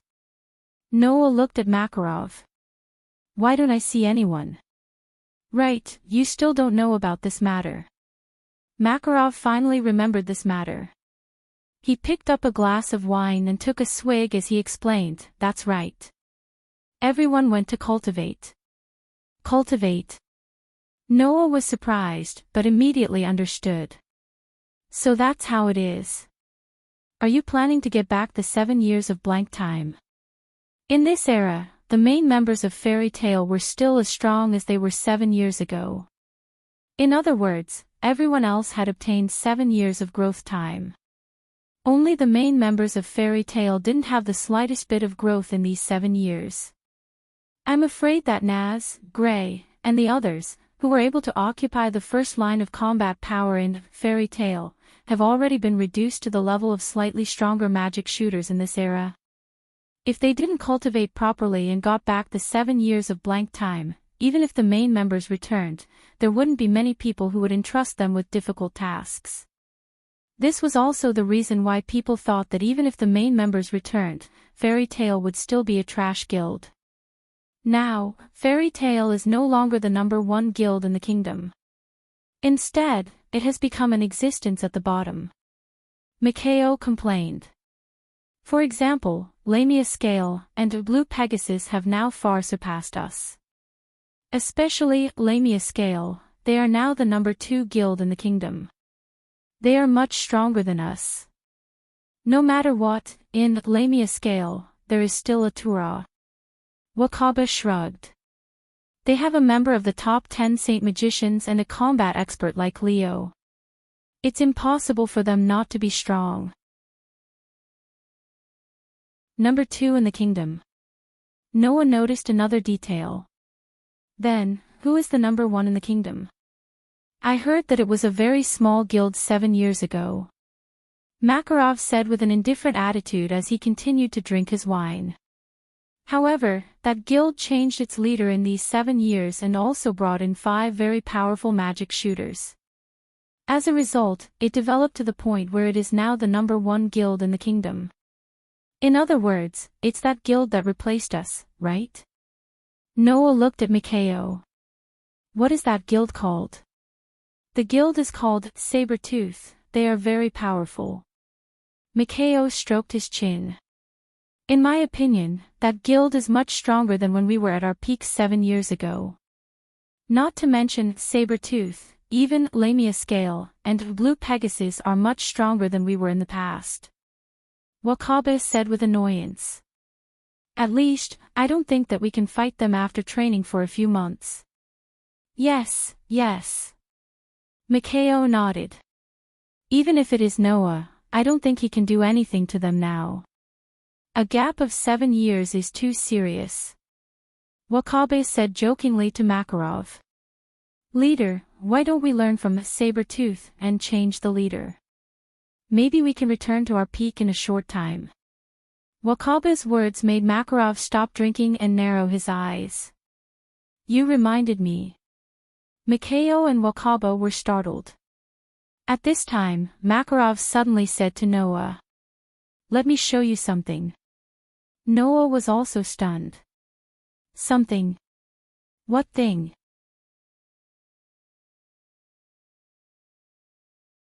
Chapter 1634. Magnolia, Fairy Tail Guild. This was the underground of the guild. Under Makarov's lead, Noah walked down the stairs in the dim tunnel. Looking at Makarov, who was leading the way, Noah hesitated for a moment before he chose to speak. "Grandpa, what are you going to show me?" Makarov didn't turn around or answer. He just kept walking down the stairs. After a while, Makarov spoke. "On Sirius Island, you once brought back a young man, right?" Makarov's words made Noah's expression freeze slightly.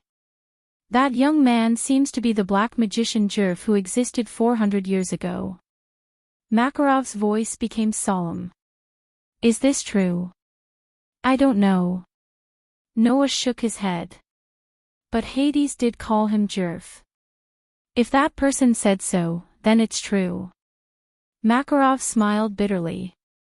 As expected, Jerf has always been cursed by God and managed to survive. His words made Noah raise his eyebrows in surprise. "Grandpa, you know that Jerf has been cursed by God." "Not only do I know that Jerf has been cursed by God, but I also know the true form of the curse on him," Makarov said in a deep voice. "That is the curse of the god of Anxalam." God of Anxalam. Noah was stunned. "Anxalam is the god of life and death," Makarov said. 400 years ago, because Jerf conducted research on life and death, he seriously violated the domain of the god of Anxalam and was cursed by that god. That is an ancient curse called the curse of contradiction. Makarov's voice became extremely solemn. "If the person who receives this curse respects life, then he will take away the lives of those around him. The more he respects life, the more the curse will release the energy of death, causing a lot of deaths and injuries around the cursed person. On the other hand, if he doesn't respect life, then he won't release the energy of death. That is why it is called the curse of contradiction.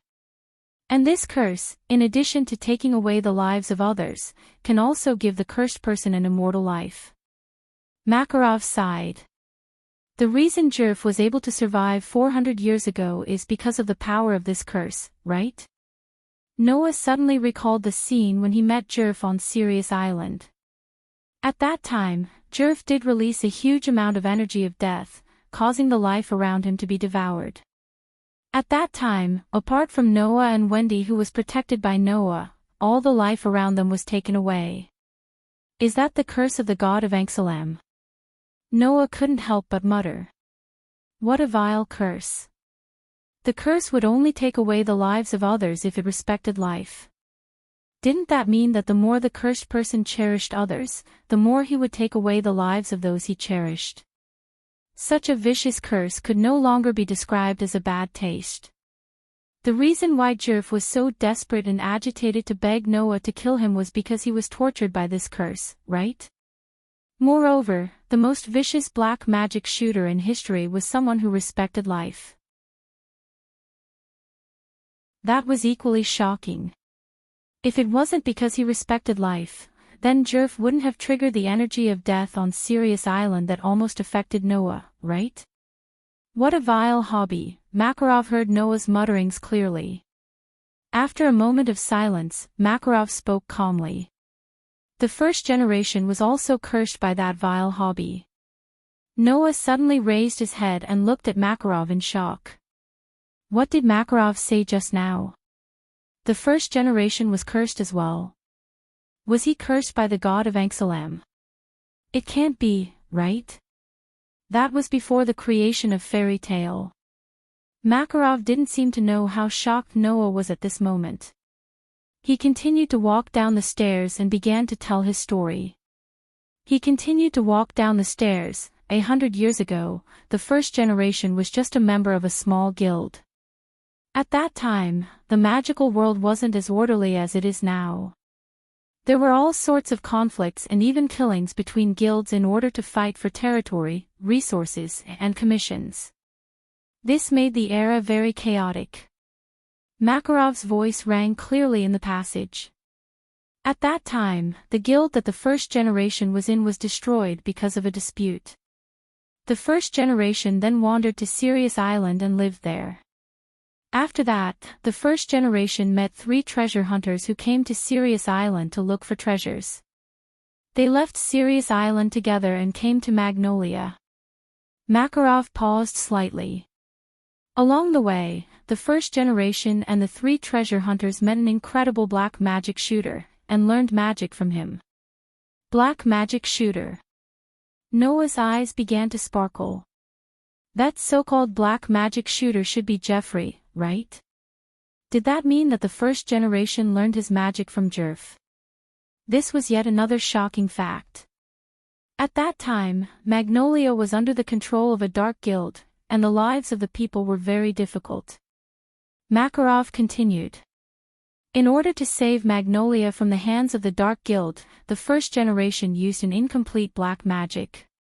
In the end, he paid the price of his body being unable to grow. So, the reason why the first generation's body was so petite was because of this. After that, the first generation and the three treasure hunters created Fairy Tale, and became the four founders of Fairy Tale. Makarov glanced at Noah. Among them, there was Hades whom you defeated. In addition, my father, your great-grandfather, Euridoria was also among them. After that, everything in Fairy Tale was on the right track. The first generation also worked hard on various activities for the development of Fairy Tale. Makarov closed his eyes. Until one day, the first generation met Jerf again, and learned something from him. Hearing this, Noah understood. Seems like you've guessed it. Makarov's voice sounded a little old. That's right, the first generation's body didn't stop growing. Instead, like Jerf, he was cursed by the god of Anchtherum, and became immortal. But, isn't that a little strange? Noah couldn't help but ask. Since he's immortal, why did the first generation die? That's because the god of Anchthurum's curse will cause those who cherish their lives to harm those around them. In order not to harm his companions in the guild, the first generation left the guild, found Jerf, and asked him to kill him, Makarov explained. But, Jerf asked the first generation to kill him if there was a way. As two people with immortal lives, both the first generation and Jerf couldn't kill each other. Because of that, they were heartbroken that each other didn't cherish their own lives. Makarov shook his head and sighed. In the end, this action triggered the curse of the god of Anxalam, who both respected each other's lives to the greatest extent, causing the two of them to start taking each other's lives at the same time. Take each other's lives at the same time. Noah frowned. But, the first generation and Jerf are both immortal, right? They can't be killed, right? That's right. Makarov nodded. Therefore, the curse of contradiction created an even greater contradiction, allowing the side with the stronger curse to take away the other side's life that should have been immortal. In other words, only one of them died in the end. There was no need to explain who that person was. That was how the first generation was killed by Jerf's curse.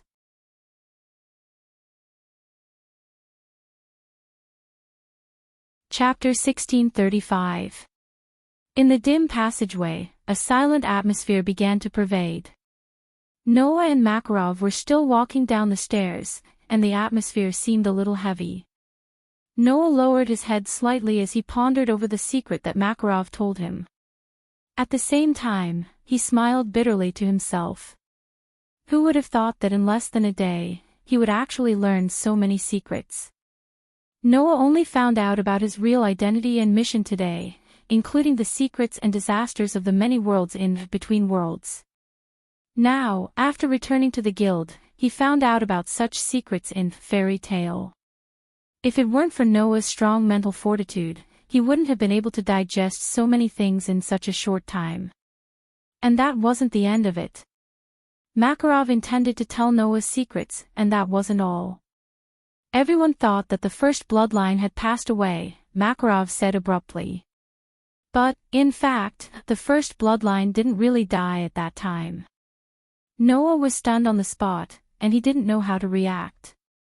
What's going on? Makarov seemed to have seen through Noah's confusion and explained the truth. At that time, the first bloodline was only in a state of suspended animation. His heart was still beating. Jerf sent the first bloodline, who was in a state of suspended animation, back to fairy tale. At that time, the second-generation guild leader, Precito, also known as Hades, discovered that the first bloodline wasn't dead, so he used the magic crystal in the guild's basement to revive the first bloodline. This attempt ended in failure. Speaking of this, Makarov clenched his fists with a heavy expression. However, Hades lived up to his reputation as a genius who was closest to the demonic abyss. Although his attempt ended in failure, he unexpectedly developed a magic spell that transcended eras by using the first generation's body that was sealed in a magic crystal and possessed the semi-permanent life support ability of the first generation. The three great spells above, Fairy Tale, Fairy Law, Fairy Glitter, and Fairy Sphere. Makarov said word by word. That is the permanent spell, Fairy Heart. Fairy Heart. Noah muttered softly. There was shock and astonishment in his voice. A spell developed from the semi-permanent life support ability of the first bloodline. Only the guild masters of Fairy Tale knew about the existence of that spell. We also called it Lumen Starlight, Makarov reminded him. You should still remember when Hades came to Magnolia and spent a lot of effort to kidnap our guild members, right? Of course, Noah remembered this matter. After all, at that time, Hades specially came to Magnolia because of Noah and spent a lot of effort to kidnap the members of Fairy Tale, forcing Noah to come out of town. At that time, the reason why Hades didn't dare to attack Magnolia directly and chose to go to such great lengths was because he was wary of the existence of Lumen Starlight, Makarov said. As long as that is there, no matter what kind of enemy we face, we have a chance of winning. Even if it's Jerv and Neconarolia, it's the same. Makarov's words made Noah more or less silent. So, there was such a trump card in Fairy Tale. But, there was no way for others to know about it. Not to mention other things, just that Lumen Starlight itself was developed with Mavis' body as the center, and the principle of its establishment was because Mavis had been cursed by Anxalam. If this matter was spread out, it would definitely affect the entire Fairy Tale, right? Moreover, this permanent spell was developed with Mavis' body, which was equivalent to a human experiment. If the council knew about this matter, then Fairy Tale would very likely be banned. Not to mention, if Lumen Starlight was really a magic that could defeat even Jerf and Neconarolia, then it would definitely attract the covetous eyes of all kinds of people, making Fairy Tale a target of public criticism all of a sudden. Apart from that, the various secrets related to Lumen Starlight would also cause all kinds of trouble. For example, if the world knew that the founders of Fairy Tale, like Mavis, Hades, and Yuri had learned magic from the fiercest dark mage in history, it was not impossible to report Fairy Tale and have the council demote Fairy Tale to a dark guild. So, this was a secret that only the guild leaders of each generation knew about, right? And now, since Makarov had told this important matter to Noah, it could only mean one thing. Grandfather, Noah said with a complicated expression. Are you preparing to retire? Because of the magic crystals you left behind, Fairy Tale was given a chance to breathe in these 7 years, which proved that you were farsighted. Makarov was silent for a while, then sighed. This old man is already old, and my grandson is so outstanding. It is time for me to retire. Noah opened his mouth, but in the end, he did not say anything. Just like what Makarov said, he was already old. If possible, Noah also hoped that Makarov would be able to enjoy his old age in peace and not have to worry about the guild's matters. He would be able to enjoy the happiness of his family at home. As for the guild, it was not like Noah had never been the leader of a guild. Was he afraid that he would not be able to do it? However, Noah did not know how long he would be able to be the guild leader. After all, not long after, Noah would also have to fight against the disasters that threatened the various worlds. At that time, if he succeeded, then it would not matter. If he failed, then Noah would be destroyed by the shadow, along with the myriad of worlds. Since that was the case, then there was no need to be calculative. If he won, then he would return to being the guild leader. If he lost, then he would disappear together. It did not matter how long it would last. Thus, Noah nodded heavily. I understand, Grandpa. The heaviness and vicissitudes of life on Makarov's face finally faded, and he smiled with some relief. Well, you don't have to worry. For the time being, I will stay in this position for a while. When there is a chance, I will announce this matter. While talking, the two finally arrived at the underground. At the end of the stairs, there was a palace that was not too vast. After passing through this palace, a door appeared in front of Noah and Makarov. Boom! With a heavy thud, the door slowly opened. What appeared in front of Noah was a vast basement. The basement was very empty. Only in front of them stood a huge crystal. And in that crystal, a young girl like a fairy was floating inside, naked. Her eyes were closed, and her face was serene. She was like a sleeping beauty, very beautiful. That is Lumen Starlight. Makarov looked up at the crystal and said very solemnly. It symbolizes infinity, the eternal magic that can produce inexhaustible magic, Fairy Heart. Now, I entrust it to you. Makarov looked at Noah, and his voice was unprecedentedly serious. I hope you can guard it well and use it properly. Noah looked at the girl in the crystal and nodded silently.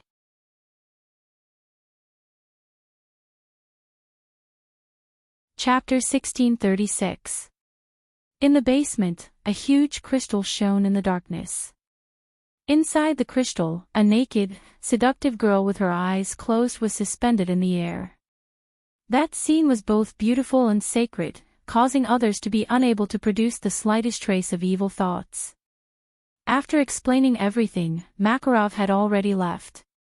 Thus, Noah was the only one left in the entire basement. Looking at Mavis floating within the resplendent crystal, he softly muttered. Fairy Heart.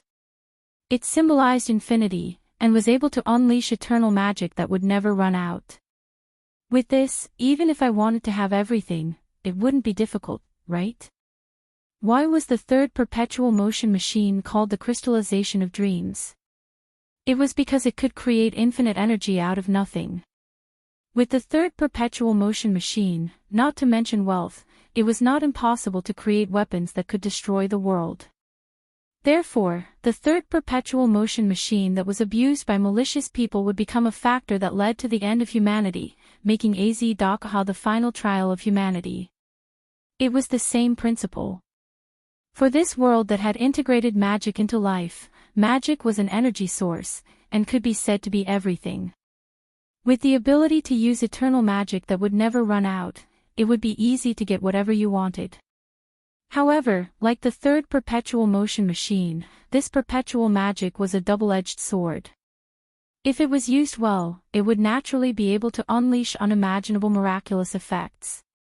But if it was not used well, it would definitely be the same as the third perpetual motion machine that led to the end of humanity, becoming a factor that would destroy humanity.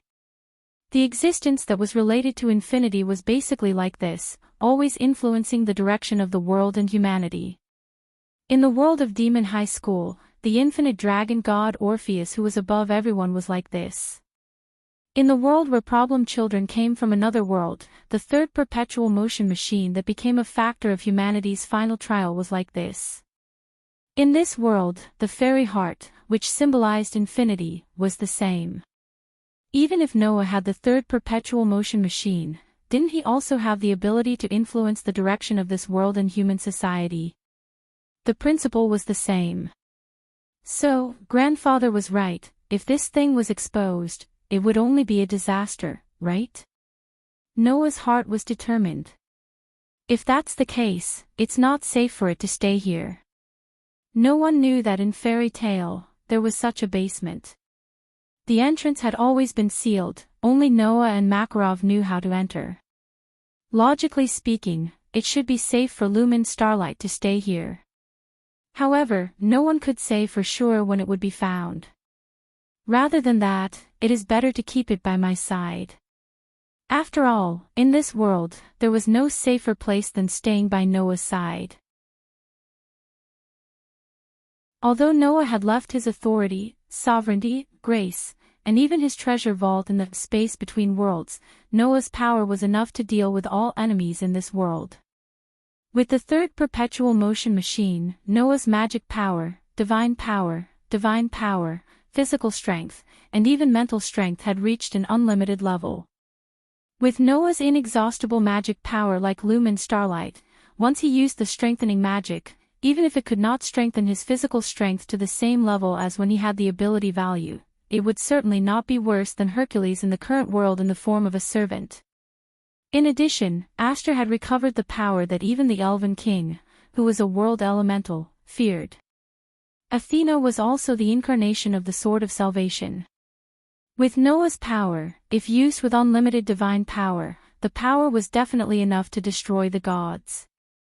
Therefore, even if the power, sovereignty, grace, and treasury were all left in between the worlds, Noah still had the power to enter the 4-digit ranks in the box. In this world, the power of the sorcerers could not be compared to the Shura gods in the box. At least, in Noah's view, S-level sorcerers like Alusha and Mira were probably at the bottom of the 5-digit ranks. The 10 great sorcerers were probably also in the 5-digit ranks, but there was still a big gap between them and the top 5-digit ranks of the gods. As for Jerf, the most vicious sorcerer in history, it was possible for him to be at the top of the 5-digit ranks, right?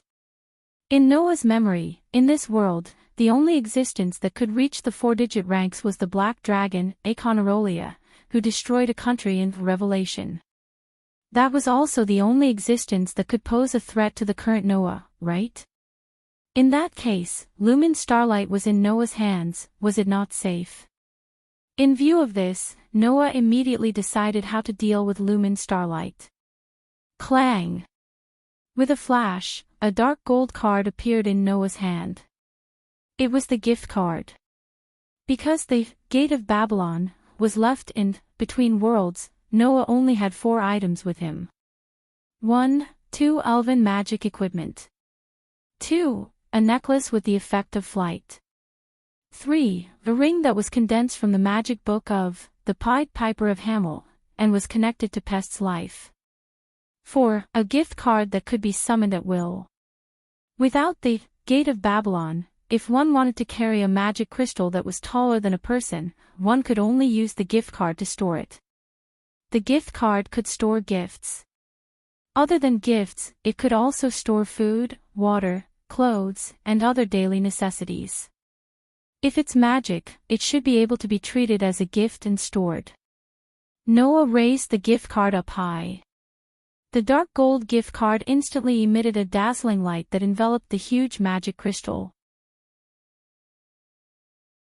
The huge magic crystal that sealed the fairy-like beautiful girl immediately turned into a ray of light and was stored into the gift card. Noah smiled with satisfaction and allowed the gift card to disappear into the air. Then, he turned around and left the basement. After 100 years, Mavis' body finally left the dark basement. After leaving the basement, Noah returned to the guild. In the guild, there were still only 3 people, Makarov, and Wakaba. By the way, Noah, I have something to tell you, Makarov immediately said when he saw Noah appear. In the next 2 months, you should work hard on your cultivation and prepare to participate in the Great Demonic Battle Exhibition in 2 months. Great Demonic Battle Exhibition. Noah was slightly startled. What's that? In the years that you weren't around, the Fiori Kingdom had an annual ceremony to determine the guild rankings. Makarov spoke first. That is the real hell. Noah, you must not participate. Hell. Noah was curious. Why do you say that? Because. Wakabe said in a melancholy tone. In the past, when we participated, we were always last place. Is that so? Noah raised an eyebrow. So, in the past, Sabretooth was first place. That's right, Makarov said loudly. This time, we will also participate and become the #1 guild in the Fiori Kingdom once again." With that, Makao and Wakaba immediately opened their mouths. "Impossible. It's impossible." Ignoring Makarov and Wakaba, Makarov continued. "Naz and the others are cultivating because of this matter. They have already been cultivating for a month. In 2 months, the Great Demonic Battle Exhibition will begin." After saying this, Makarov looked at Noah. "How is it? Noah? Will you participate?" Hearing this, Noah smiled. Of course. Although he didn't know what kind of guild Sabertooth was. But in Noah's heart, Fairy Tail would always be #1. If Fairy Tail isn't #1, then I will make it #1. This sentence made Makarov and Wakaba speechless. Makarov laughed out loud.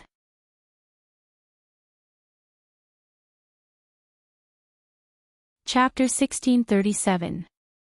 On the sunny mountain path, flocks of birds chirped like a melody, constantly reverberating in the sky.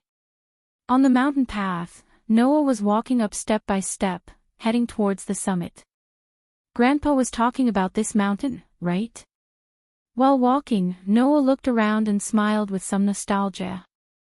In the past, I also cultivated in this area, Yi Futian said. In order to participate in the Great Magic Battle Exhibition 2 months later, Noah also left the guild and prepared to train for a period of time. Although, in Noah's view, in this world, apart from Econarolia, there should be no one else who could threaten him, but rather than hiding in the guild for 2 months, Noah still chose to come out and train. Of course, the current Noah didn't have to endure hardships for several years like before in order to learn magic. This time, Noah only intended to train his energy control. Ever since I got the 3rd perpetual motion machine spirit, although I have unlimited energy, too much energy has instead caused problems in control. Noah thought silently. If I can control more energy, then the portion that can be used at one time will also increase, right? In the past, because he was worried that too much energy would cause his body to explode, Noah could only forge an energy source to accommodate too much energy. He also didn't dare to use too much energy at one time, which was the so-called problem of exertion. But ever since he got the 3rd perpetual motion machine spirit, Noah's body could hold unlimited energy, and could also use unlimited energy, no longer worrying about exertion. In other words, Noah's exertion also became unlimited. However, if the energy used was not controlled well, it would still cause damage to the body, as well as the mysterious runaway. This problem, when he was a child, Noah was troubled by it. Therefore, Noah understood that if he didn't properly train his energy control, even if he had unlimited energy, it would only cause a destructive disaster to the surroundings. When I was a child, my mana went out of control, and I almost destroyed the guild. Noah couldn't help but be speechless. If the current me were to go berserk with the unlimited energy in my body, the entire continent would be destroyed, right? For this reason, Noah needed to retrain his energy control. As long as Noah could control more energy without worrying about the problem of output and consumption, the more energy he could control, the more his strength would increase proportionally. For example, if one could use more mana, the power of magic and spells would increase. Another example was that the more divine power one could use, the more powerful the elven device would be. Now, consumption and exertion were no longer a problem that troubled Noah. The only problem that really troubled Noah was the amount of energy he could use at one time. Fortunately, this problem could be solved with diligence. It would be great if there was a strong enough opponent for me to practice with. Noah thought with regret. It had to be known that Noah, as a human, was also a godslayer. The stronger the opponent, the more he could improve his strength. In the past, Noah had fought many strong people in the box court, including the final trial of Absolute Evil and Closed World, which allowed him to improve a lot. Among them, there was an improvement in his control of energy. Unfortunately, in this world, no one was qualified to be Noah's opponent except for Econarolia. Incompetent opponents, no matter how many of them there were, would only be a negligible improvement to Noah. In the end, I can only rely on diligence. Diligence was diligence, but Noah didn't need to be nervous about anything now. With Noah's current strength, it was enough to deal with all the enemies in this world. The reason why he chose to be diligent was because he didn't want to waste these 2 months. And if possible, of course I want to train with my future wives and spend these 2 months together. Noah raised his head and looked in the direction of the mountain top, an expectant smile unconsciously appearing on his face. Mira and Lisanna are there, right? After Noah decided to train, Makarov told Noah the whereabouts of Mira and Lisanna. Noah came to this mountain because of this reason. It's just that I didn't expect that they would be training here. With this thought, Noah continued to walk in the direction of the mountain top. At this time, in the direction of the mountain top, a violent explosion suddenly shook, causing flames and dust to sweep up at the same time. Noah looked at the sudden explosion on the mountain top with a surprised expression, then smiled slightly. It seems that they are indeed training hard. Leaving such a sentence, Noah didn't waste any more time. He directly floated up and flew in the direction of the mountain top. Not long after, Noah arrived at the mountain top. A violent explosion occurred again, causing waves of fire to shake out like a storm, rushing in all directions. And in the flames, 3 figures were crisscrossing and crisscrossing. Among them, a figure rushed into the sky, directly rushed out of the waves of fire, spread a pair of wings, and flew up. It was a girl wearing revealing tights. Her arms were like the hands of a devil covered in scales, looking very ferocious, a pair of bat-like wings on her back, a tail like a crocodile, and hair straight to the sky, looking very evil. Impressively, it was Mira who used the receiving magic to receive the devil's soul of Satan. At this time, Mira was completely without her usual gentle and considerate appearance, transforming into a terrifying devil. A pitch-black energy light flashed in her hand, converging into the shape of a ball, raised high above her head, and fiercely threw it down. Whoosh! The pitch-black magic light suddenly turned into a meteorite, falling from the sky, carrying a sharp sound of breaking through the air, and in the vibration of the atmosphere, violently shot down to the waves of fire below. It's coming. A real man. In the waves of fire, 2 voices sounded in succession. The 2 voices belonged to Lisanna and Elfman.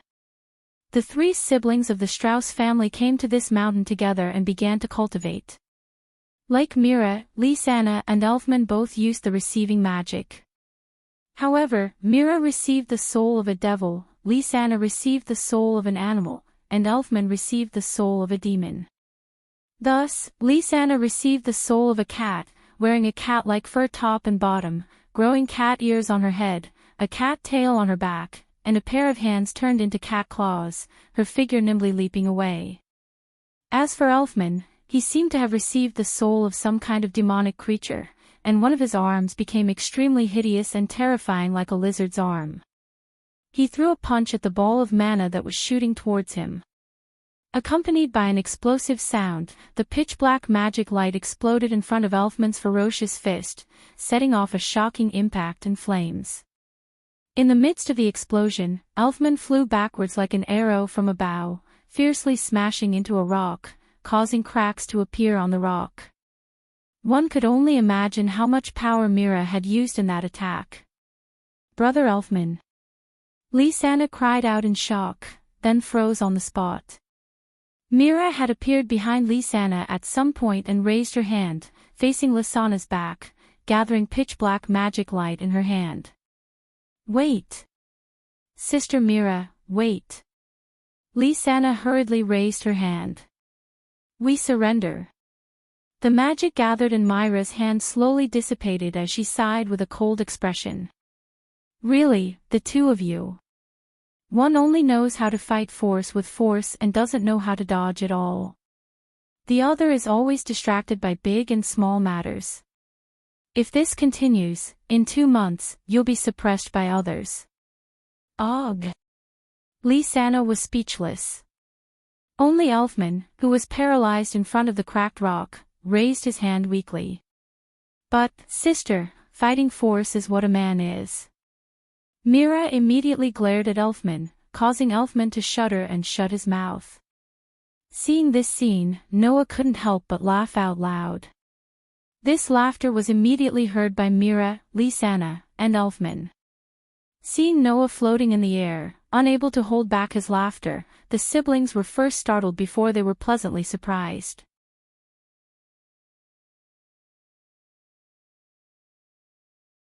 Chapter 1638.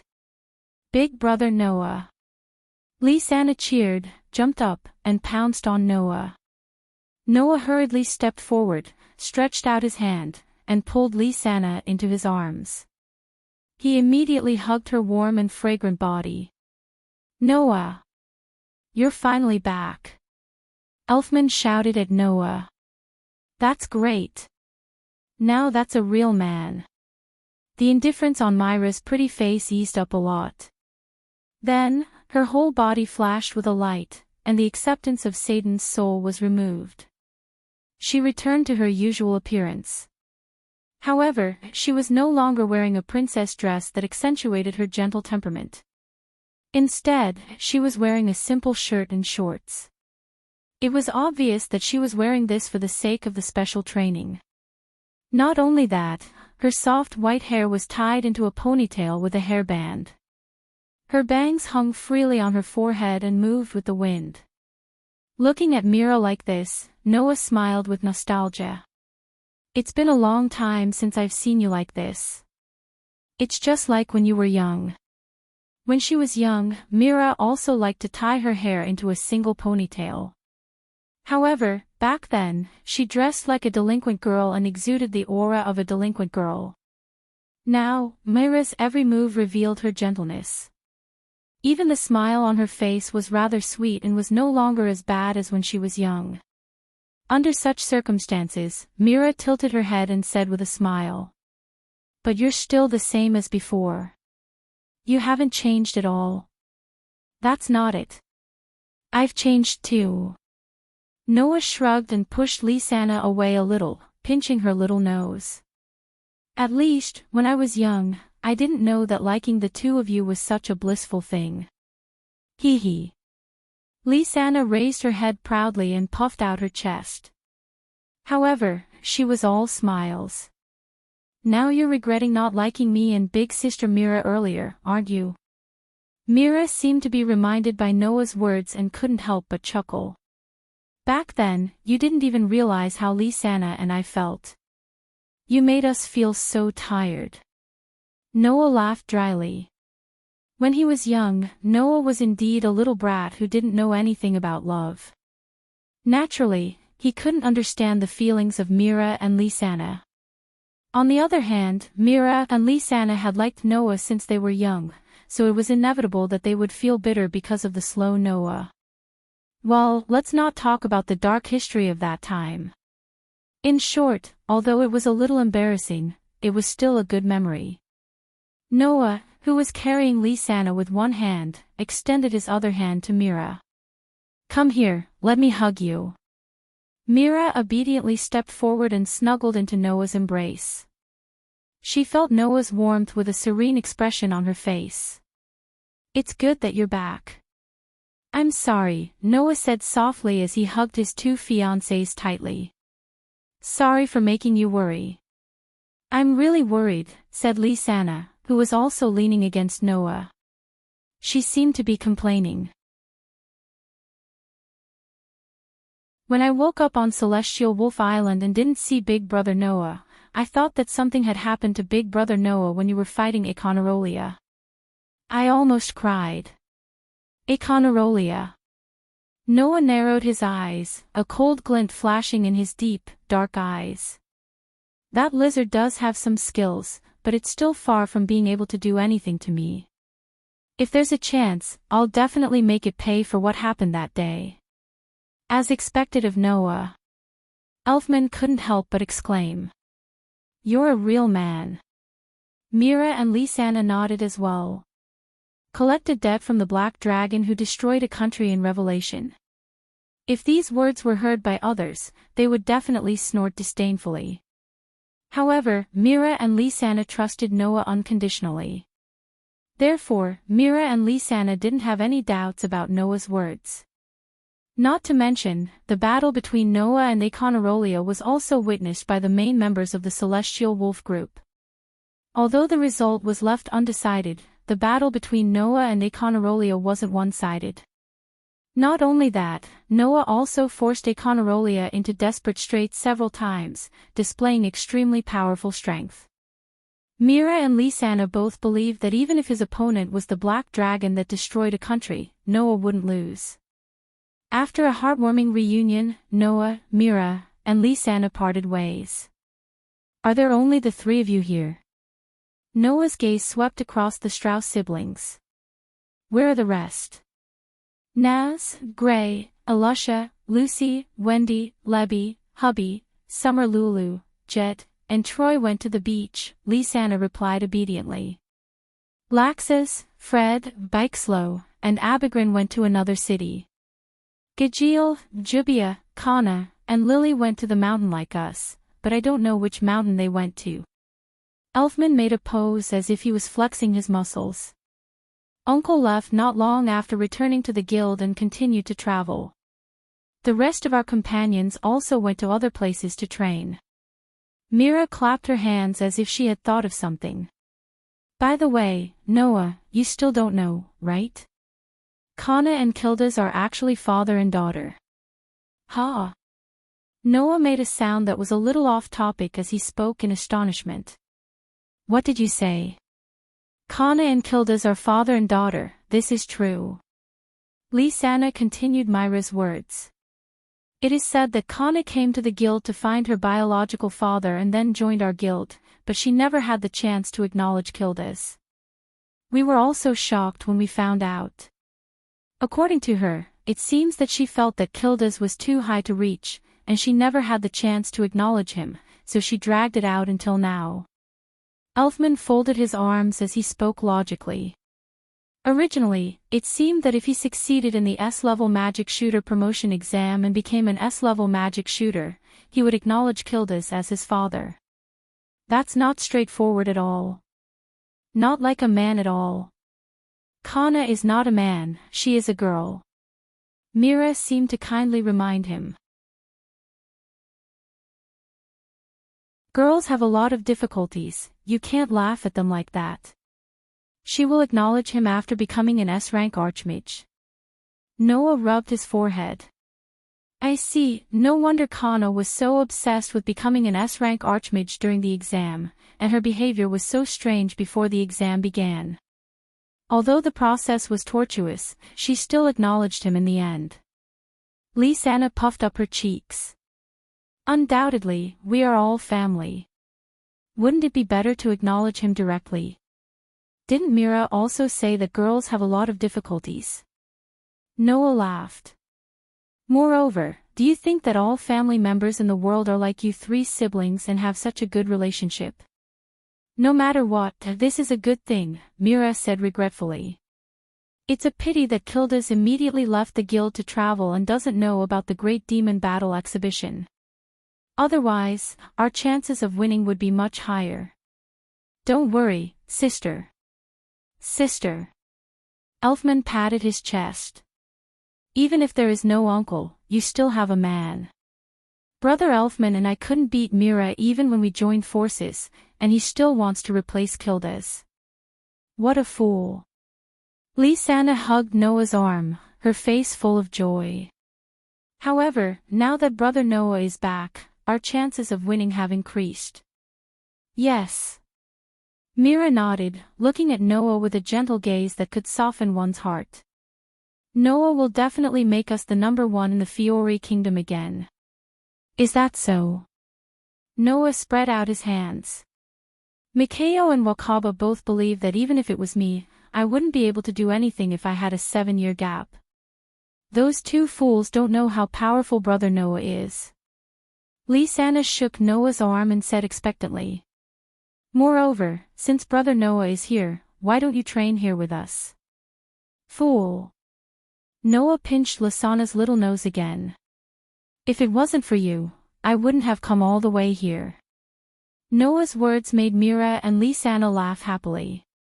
Noah is also here to train. Elfman grinned. That's a real man. Everyone burst into laughter at once.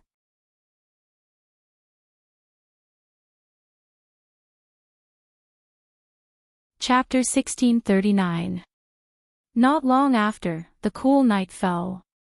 On the top of a mountain not far from Magnolia, a small camp was set up. The bonfire was burning slowly, illuminating the few tents that were set up at the side. In the night sky, the round moon shone with a bright and enchanting light. Together with the bonfire, it illuminated the entire mountaintop. And in one of the tents beside the bonfire, under the thin blanket, 3 figures were entangled with each other. This entanglement lasted until late into the night. It was only when the moon began to set that the undulating blanket gradually stopped. Noah hugged his 2 charming fiancées on his left and right, his heart filled with peace. Mira and Lysana seemed to have lost all their strength from the torment. Their naked bodies were covered in sweat as they lay obediently in Noah's arms, gasping for breath. Their bodies couldn't move at all. Undoubtedly, Mira and Lysana couldn't help but feel tired after going through so much training during the day and being tormented by their sweetheart at night. However, compared to exhaustion, the 2 delicate fiancés were more satisfied. Noah lowered his head and looked at Mila and Lysana, who were lying on his left and right. Their exquisite and beautiful faces were flushed with intoxication. He reached out and stroked his 2 fiancés' heads. If you're tired, then hurry up and rest. Mira and Lysana were still adjusting their breathing, but they shook their heads at the same time. Hey, big brother Noah. Lysana wrapped her fair arms around Noah's neck as she snuggled up to Noah.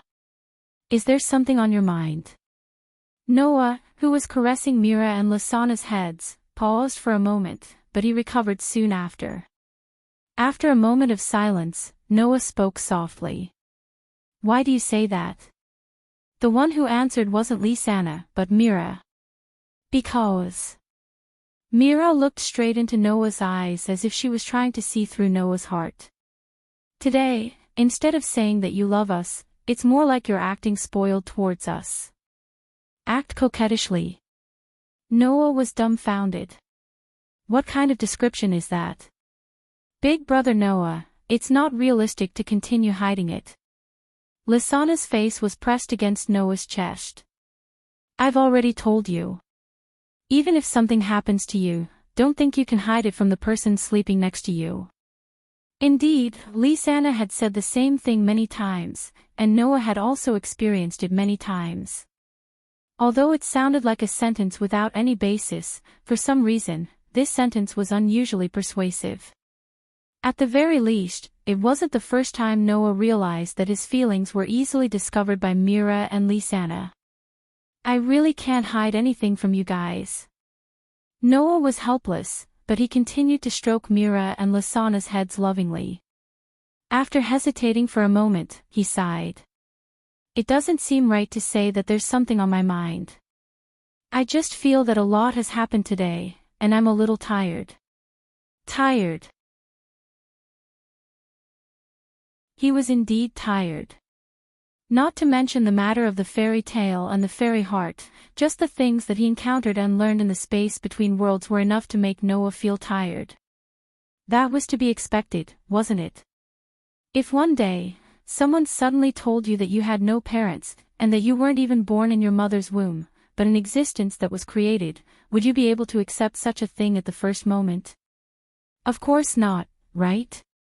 However, Noah accepted it. This was because Noah had long had a premonition that his existence was definitely not simple. If one day, someone told you that if you didn't stand up and fight against a terrifying enemy that had the power to destroy thousands of worlds, then not only you, but also your family, friends, lovers, and all the worlds that your companions existed in would be wiped out. Would you be able to make the decision to fight immediately? Of course not, right? However, Noah managed to do it. Because if even Noah didn't fight, then who else could? Moreover, Noah only wanted to rely on his own hands to protect the important people. So, Noah calmly accepted it all. If it was a normal person, facing all this, they would probably be in a mess right now, right? However, Noah didn't. When he was young, in order to control his own emotions and prevent them from causing his mana to go berserk and harm his friends, Noah had no choice but to strengthen his state of mind. In the world of the Black Bullet, in order to protect the unfortunate children, in order to survive in the chaotic situation, Noah used 1.5 years to stand out in the darkness of people's hearts. At this moment, the experience of the past had turned into the strongest will, allowing Noah to accept all this and bravely face it. However, that didn't mean that Noah wasn't tired. After shouldering so many heavy responsibilities, it would be strange if he wasn't tired. This kind of tiredness, after coming in front of Mira and Lisanna, could no longer be hidden. In front of his 2 beloved future partners, Noah unconsciously showed his tiredness. That was why Mira said that Noah was acting spoiled. However, to be more precise, it should be said that Noah was comforted by Mira and Lisanna. Mira and Lisanna seemed to be able to vaguely sense something and hugged Noah tightly, hoping to comfort Noah's heart. Leaning against Noah's chest and listening to Noah's heartbeat, Mira said softly, "If you're tired, then take a proper rest." Yes. Lisanna also couldn't help but agree. If it's Big Brother Noah, I believe that no matter what happens, he'll be able to solve it easily. The 2 girls were very considerate and didn't ask Noah about the things he was hiding in his heart. Since Noah didn't say anything, it meant that either it was something unimportant, or it was something that Noah had to solve alone. Although Mira and Lisanna felt sorry for Noah and wanted to help Noah, they couldn't help it. Just like how Mira and Lisanna could clearly sense Noah's thoughts, Noah naturally understood what his 2 fiancés were thinking. "Alright, don't think too much," Noah said firmly as he hugged his 2 fiancés tightly. "Even if it's just for the 2 of you, I won't compromise with anyone." As he spoke, Noah stared at the top of the tent. His dark and deep eyes glowed with an unprecedented brilliance. Even if it's an existence that can destroy the world. Upon hearing Noah's words, Mira and Lisanna's hearts calmed down. "I know that you must have something very important to do." Mira looked up at Noah and revealed an extremely gentle smile. "I just hope that you can remember that no matter what happens, there are people here waiting for you to come back. Big Sister Mira is right. No matter what happens, we will wait for Big Brother Noah to come back." Lisanna nodded firmly. "So, Big Brother Noah, no matter what happens, you must remember to come back, okay?" "Of course." Noah couldn't help but kiss his 2 fiancés' foreheads. "I can't bear to give up on my 2 delicate fiancés." Fiancés. Mira didn't resist Noah's intimacy and only murmured longingly, "I wonder when I can become your real wife." Upon hearing that, Noah was stunned on the spot and fell into deep thought. Lisanna said with a hint of longing in her voice, "Come to think of it, in this era, we were already engaged 7 years ago. In the end, we haven't gotten married for 7 whole years." Looking at Mira and Lisanna's longing expression, Noah couldn't help but recall Gaia and Alea's words. "Don't leave behind any regrets." Noah mumbled and finally made up his mind. "That's right. It's time for us to get married." This time, it was Mira and Lisanna's turn to be stunned. Under such circumstances, Noah suddenly smiled. "After the Great Demon Battle Exhibition competition, let's get married." The 2 sisters widened their eyes at the same time. Then, they smiled happily.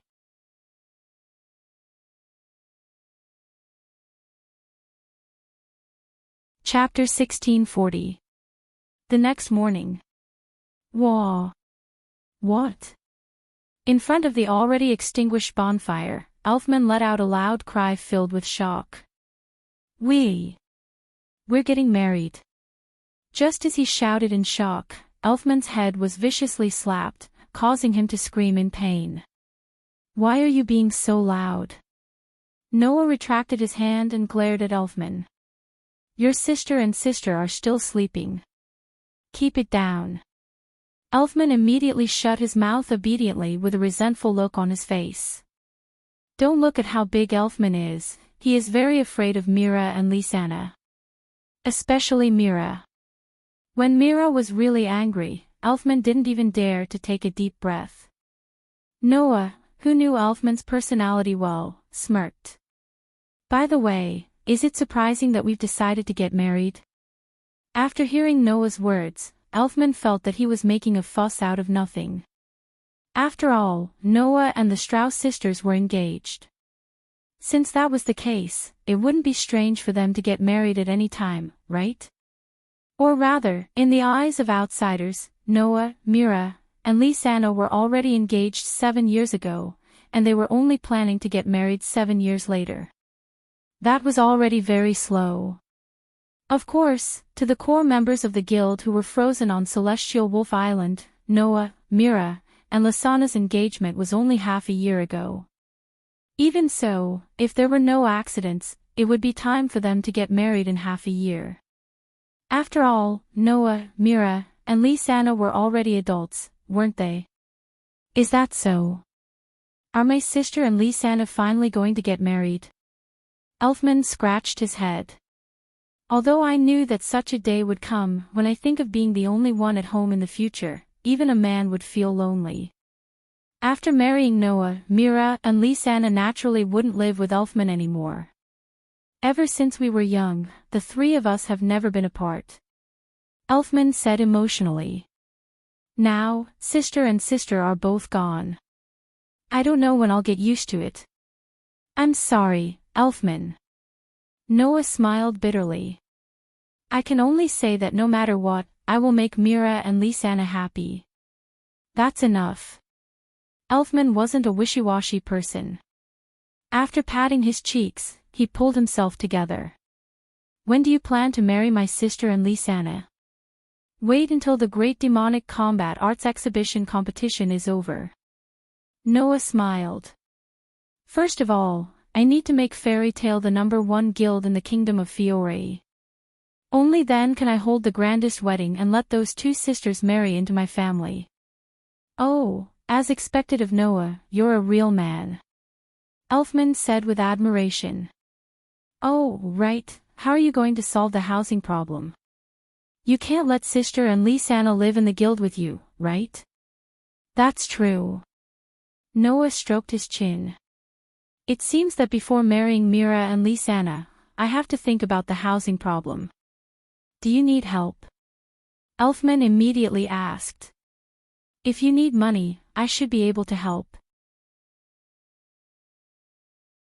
If I have to rely on my brother-in-law to pay for my new house, won't I be despised to death? Noah rejected without hesitation. So, there's no need. But, are you okay? Elfman reminded. Although it's a little unmanly to say this, Noah, you must have squandered all your wealth for the guild, right? Indeed, Noah had already squandered all of the money he had in this world. He had exchanged it for magic crystals to help Fairy Tale survive the most difficult period of her life. In addition, Noah's treasure vault was left in the world space, so it could be said that he was now penniless. It was because of this that Elfman offered to help, right? Now that you mention it, this is indeed a problem. Noah frowned. Also, holding a wedding is not a small expense. It seems that I have to think about the money. So, you still need my help, right? Elfman patted his chest. Although I don't have much savings, I should be able to help a lot. After all, I'm a man. Holding a wedding and buying a house. Where did you get so much money? Noah couldn't help but laugh. Moreover, I don't want to just hold an ordinary wedding, and I don't want Mira and Lisanna to live in a cheap house. If we really have to spend money, with your little savings, it's probably useless even if you have 10 times more. As a man, I really want to refute you, but I have to say that you're telling the truth. Elfman was speechless. Then, he seemed to have thought of something and shouted. Right. I almost forgot. If we get first place in the Great Demonic Combat Arts Competition, I think there's a prize of 30 million J. 30 million J. Noah was surprised. There's such a thing. What? Elfman asked curiously. Didn't the president tell you about this? No. Noah was speechless, and his heart skipped a beat. Grandfather wants us to participate in the Great Demonic Combat Arts Competition. It can't be because of the 30 million J, right? How is that possible? Elfman shook his head and denied it. The president is such a man, he definitely won't compromise for a little money. Elfman's words could not be said to be wrong. However, for some reason, Noah felt that Makarov had decided to participate in the Great Demonic Combat Arts Competition because of the 30 million J. As for getting the title of the #1 guild in the Fiori Kingdom, that was just a side benefit, right? After all, sometimes, Grandpa can also be very immoral and have no limits. Elfman looked curiously at Noah, who was muttering to himself. What are you talking about? Nothing. Noah laughed and spread his hands, returning to the topic at hand. However, even if there's a 30 million J prize, that money should be used to revive the guild. How can it be used by me alone? Today, Fairy Tale was no longer the same as before. It wasn't the #1 guild in the Kingdom of Fiore, and it didn't have many members. Even the commissions they had were few and far between. It was impossible for them to support the activities of a guild. Therefore, the Great Demonic Combat Arts Competition's prize money was a timely reign for Fairy Tale. If they could reclaim the title of the #1 guild in the Fiori Kingdom and obtain the 30 million J prize money, then it wouldn't take long for Fairy Tale to return to its heyday, right? As the next guild leader, Noah would never use that sum of money to buy a new house and hold a wedding for himself. Well, a problem that can be solved with money is not a real problem. Noah patted Elfman's shoulder. As long as the guild returns to its previous state, do you have to worry about not having enough money to complete the most difficult commissions? That's true. With your ability, you can complete any commission no matter how difficult it is. If you want to earn money, this is enough. Elfman scratched his head. If that's the case, then I won't worry too much. However, if there's anything you need my help with, don't hesitate to ask. This is my sister's wedding and happiness, I should help when necessary. That's what a real man is. All right. Noah nodded quickly.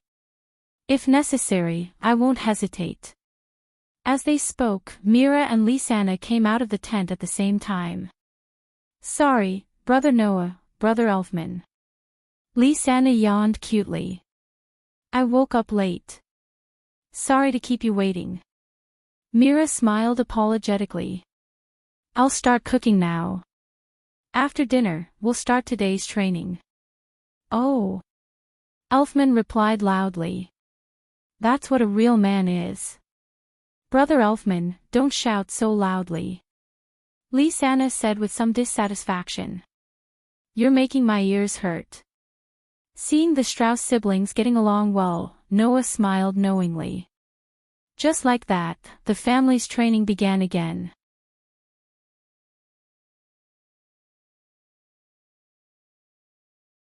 Chapter 1641. Just as Noah and his group began their 2-month training, in various parts of the Fiori Kingdom, the return of the main members of the Fairy Tale Guild, who was once the #1 guild in the kingdom, and the fact that they were preparing to participate in the annual Great Magic Battle Show was also known to everyone. Compared to the past, although the current Fairy Tale was not as famous as before, there were still many people paying attention to this guild. For example, the council, ever since the return of the main members of Fairy Tale, had been paying attention to the guild's movements. Not for other reasons, but because the members of the council thought that since the main members of the guild who were the most troublemakers had returned, they naturally had to keep an eye on them and not let this guild cause any more trouble. In addition to the council, many other famous guilds were also paying attention to Fairy Tale. For example, the Blue Pegasus. For example, the Lamia Scale. These two guilds clearly knew how incredible this magic guide guild named Fairy Tale was. In the case of the return of the main members, the others did not think much of this matter. Only Blue Pegasus and Lamia Scales, the guilds that had been in close contact with Fairy Tale, had been paying attention to their movements. Therefore, after knowing that Fairy Tale was preparing to participate in the Great Magic Battle Show, the members of these two guilds also began to look forward to it and prepared to put in the highest level of combat power. In addition to the guilds that had close contact with Fairy Tale, there was another guild that had been paying attention to the movements of Fairy Tale. No. There was something slightly wrong with this statement. To be precise, it should be said that the members of this guild had been paying attention to the movements of some people in Fairy Tale. Sabertooth. 7 years ago, it was just a small guild with no reputation. A few years ago, after changing the guild leader and bringing in 5 powerful magic shooters, it stood out from the many other guilds in the Fiori Kingdom and became the #1 guild in the kingdom. Now, in the headquarters of this guild, the 5 powerful magic shooters who changed the entire guild were all gathered in a room. It was a discussion room in the guild headquarters. In the discussion room, 4 people had already arrived. One of them had a head of short blonde hair and was sitting on the sofa. He was about 20 years old. The other was standing behind the sofa, like a shadow in the dark corner. He was about the same age as the former.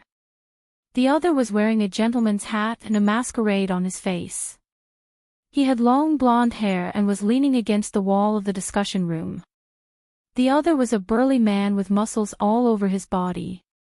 He wore a tiger-skin skirt and had tattoos on both his left and right arms. He looked like the leader of a gang. 4 of the 5 powerful sorcerers who had transformed the saber-tooth stood there quietly, waiting for the arrival of the last person. They didn't have to wait too long before the last person slowly appeared. Sorry to keep you waiting. The person who entered the discussion room was a very slim girl with waist-length black hair. Her bangs were parted in the middle, and her hair was tied into a bun on both sides. Her eyelashes were long and slender. She was wearing a woman's off-the-shoulder dress similar to a cheongsam. Looking at the girl, the man sitting on the sofa with the posture of a playboy opened his eyes, looked over, and grinned. You're finally here, Mississippi. It took a little bit of time, Christine. The girl replied with a dignified etiquette, but it gave people a feeling of arrogance. Then, her eyes swept over the shadow-like man, the blonde gentleman, and the muscular man. Roger, Lucifer, and Olga, sorry to keep you waiting. It doesn't matter. The shadow-like man called Roger said very coldly. I just hope it's not something boring. It's only 22 minutes and 47 seconds. It's not that long. The blonde gentleman called Lucifer pressed on his hat and spoke with assurance like an elegant knight. At least, that's what my memory says. What's the matter that requires the 4 of us to be gathered? Miss Maniba. The burly man known as Olga crossed his arms and glanced at the young girl in the cheongsam-like dress. There shouldn't be a mission that requires the 5 of us to move together, right? If there is such a mission, I want to try. The man called Christine said in an unruly manner. I thought the annihilation mission I received last time would be difficult. Just in case, I even asked Roger to go with me. In the end, those dark guild scum were simply too weak. It was so boring. This time, it's not a boring matter. The girl called Miss Maniba by Olia smiled sweetly. I'm here to tell you that we've already chosen the 5th member to participate in the Great Demon Combat Arts Exhibition. In other words, Miss is determined not to participate. Christine spread out his hands. Well, it's fine. Anyway, it's enough to have Roger and me. With Lucifer and Olga, with the four of us, the first place is within reach. Although that's the case, if the contestant isn't qualified, it will affect the reputation of our guild. A flirtatious smile appeared on Maniba's face. So, for the time being, Father and I have chosen a qualified contestant. As soon as she finished speaking, the door of the meeting room was opened. From outside the meeting room, a person slowly walked in with strong and forceful steps. It was a girl. She was a girl who was younger than anyone else present. She was only around 17 or 18 years old. The girl had short white hair and wore a tight white dress. She wore a pair of snow boots and a coat that looked like a winter coat. She looked very high-end and beautiful. And the girl did indeed have an admirable beauty. Although her slender and plump body was hidden under a wide and thick robe, one could still see a trace of good figure. However, such a high-end and beautiful girl's cute and delicate face was tense and expressionless. However, the young girl's eyes revealed a kind of persistence, a kind of willpower. Looking at the girl, the group of people in the meeting room were stunned. Xuanai, Christine said with some surprise. The person who plans to participate in the Great Demon Combat Arts exhibition with us is Xuanai. Roger also glanced at the high-end and beautiful girl, then looked away as if he had lost interest. He was extremely cold. As for Lucifer and Olga, they looked at each other. What a rare thing. Xuanai actually plans to participate in the Great Demon Combat Arts exhibition. Lucifer smiled elegantly. In my memory, Xuanai rarely takes the initiative to show herself, right? The girl named Xuanai was silent for a moment. In the next second, with an extremely determined expression, she said such a sentence. Because, in this Great Demon Combat Arts exhibition, there is a person that I hope to fight with. Is that so? Christine laughed out loud. So Xuanai, you also have an opponent that you want to fight? Isn't that the same as me and Roger? In order to participate in the competition, Xuanai defeated all the members except for the 5 of us in the internal competition of the guild. Mignibe said leisurely. So, this time, let Xuanai participate in the competition with you. Everyone nodded indifferently. Seeing this, Xuanai lowered her head and her eyes flickered. I hope to see you again, Lord Noah.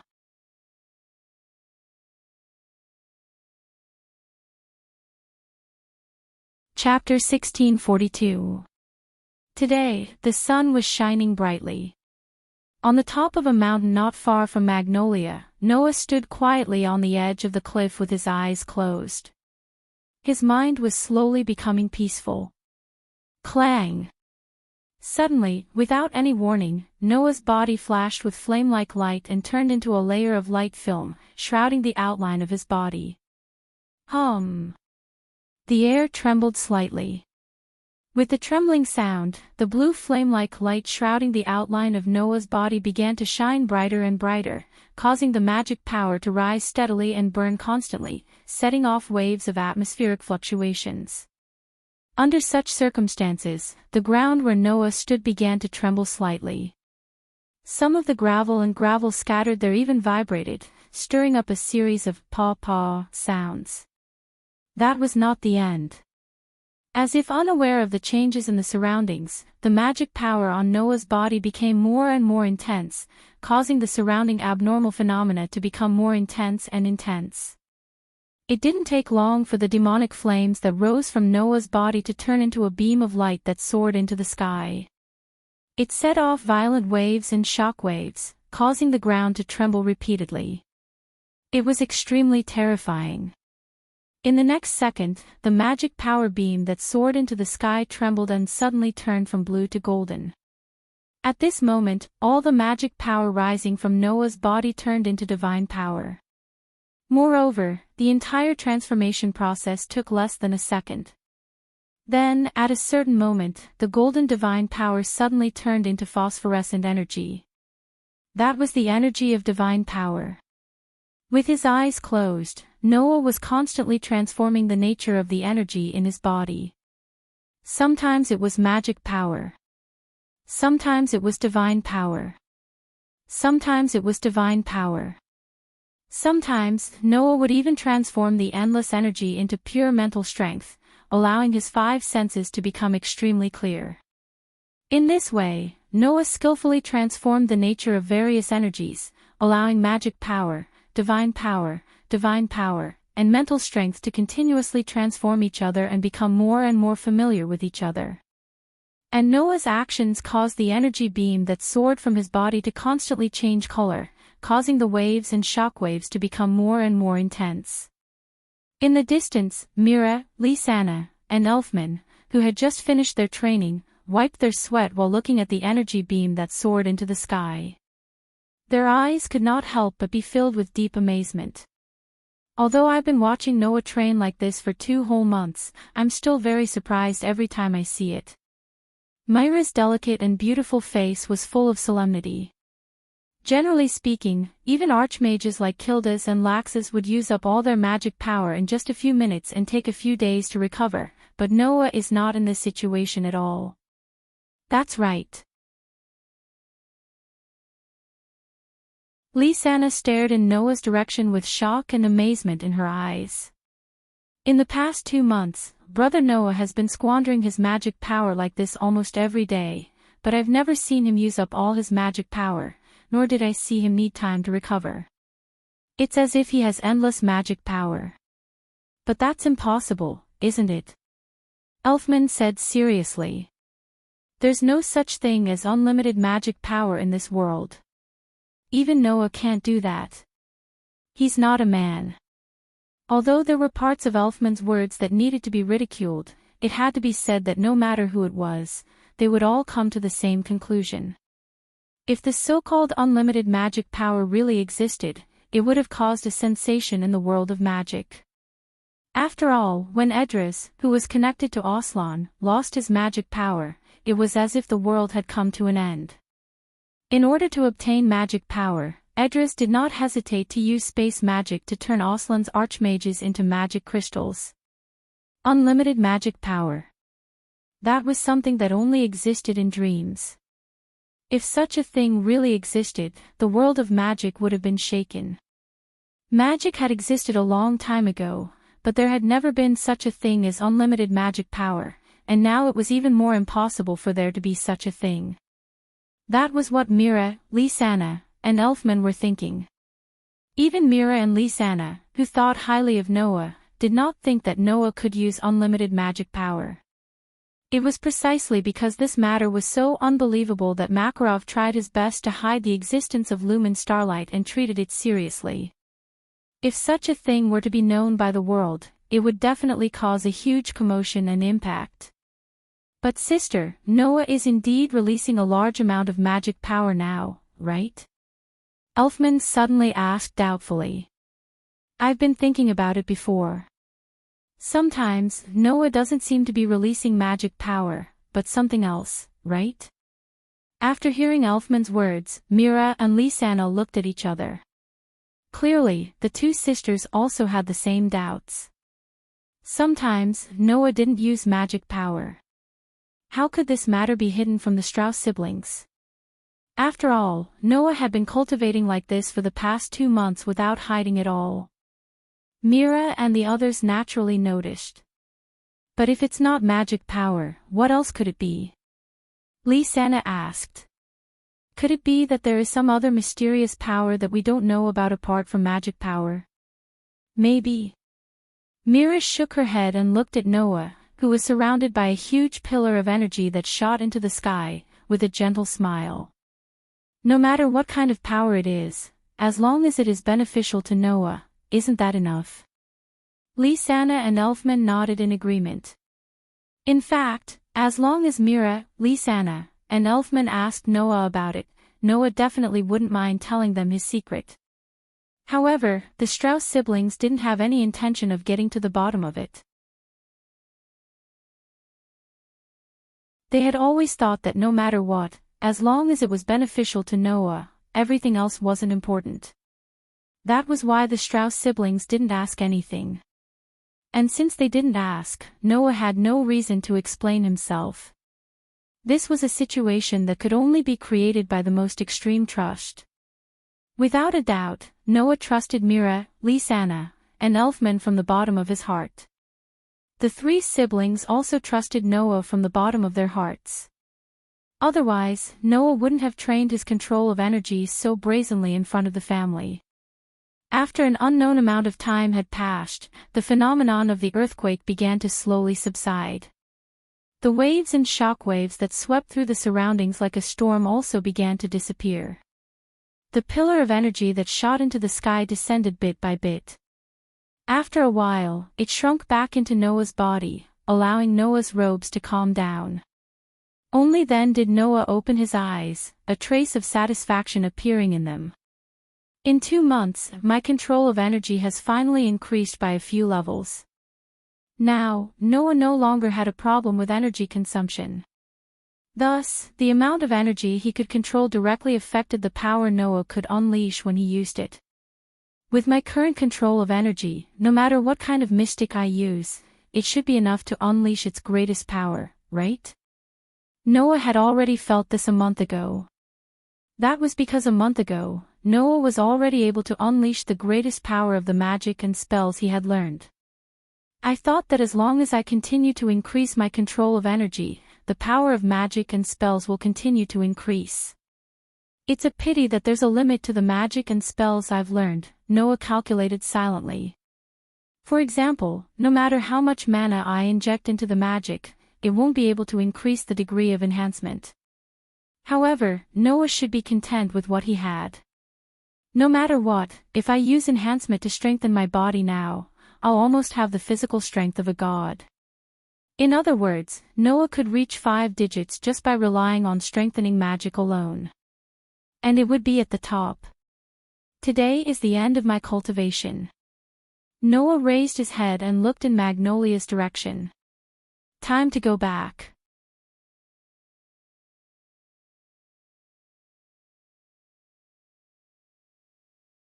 Chapter 1643.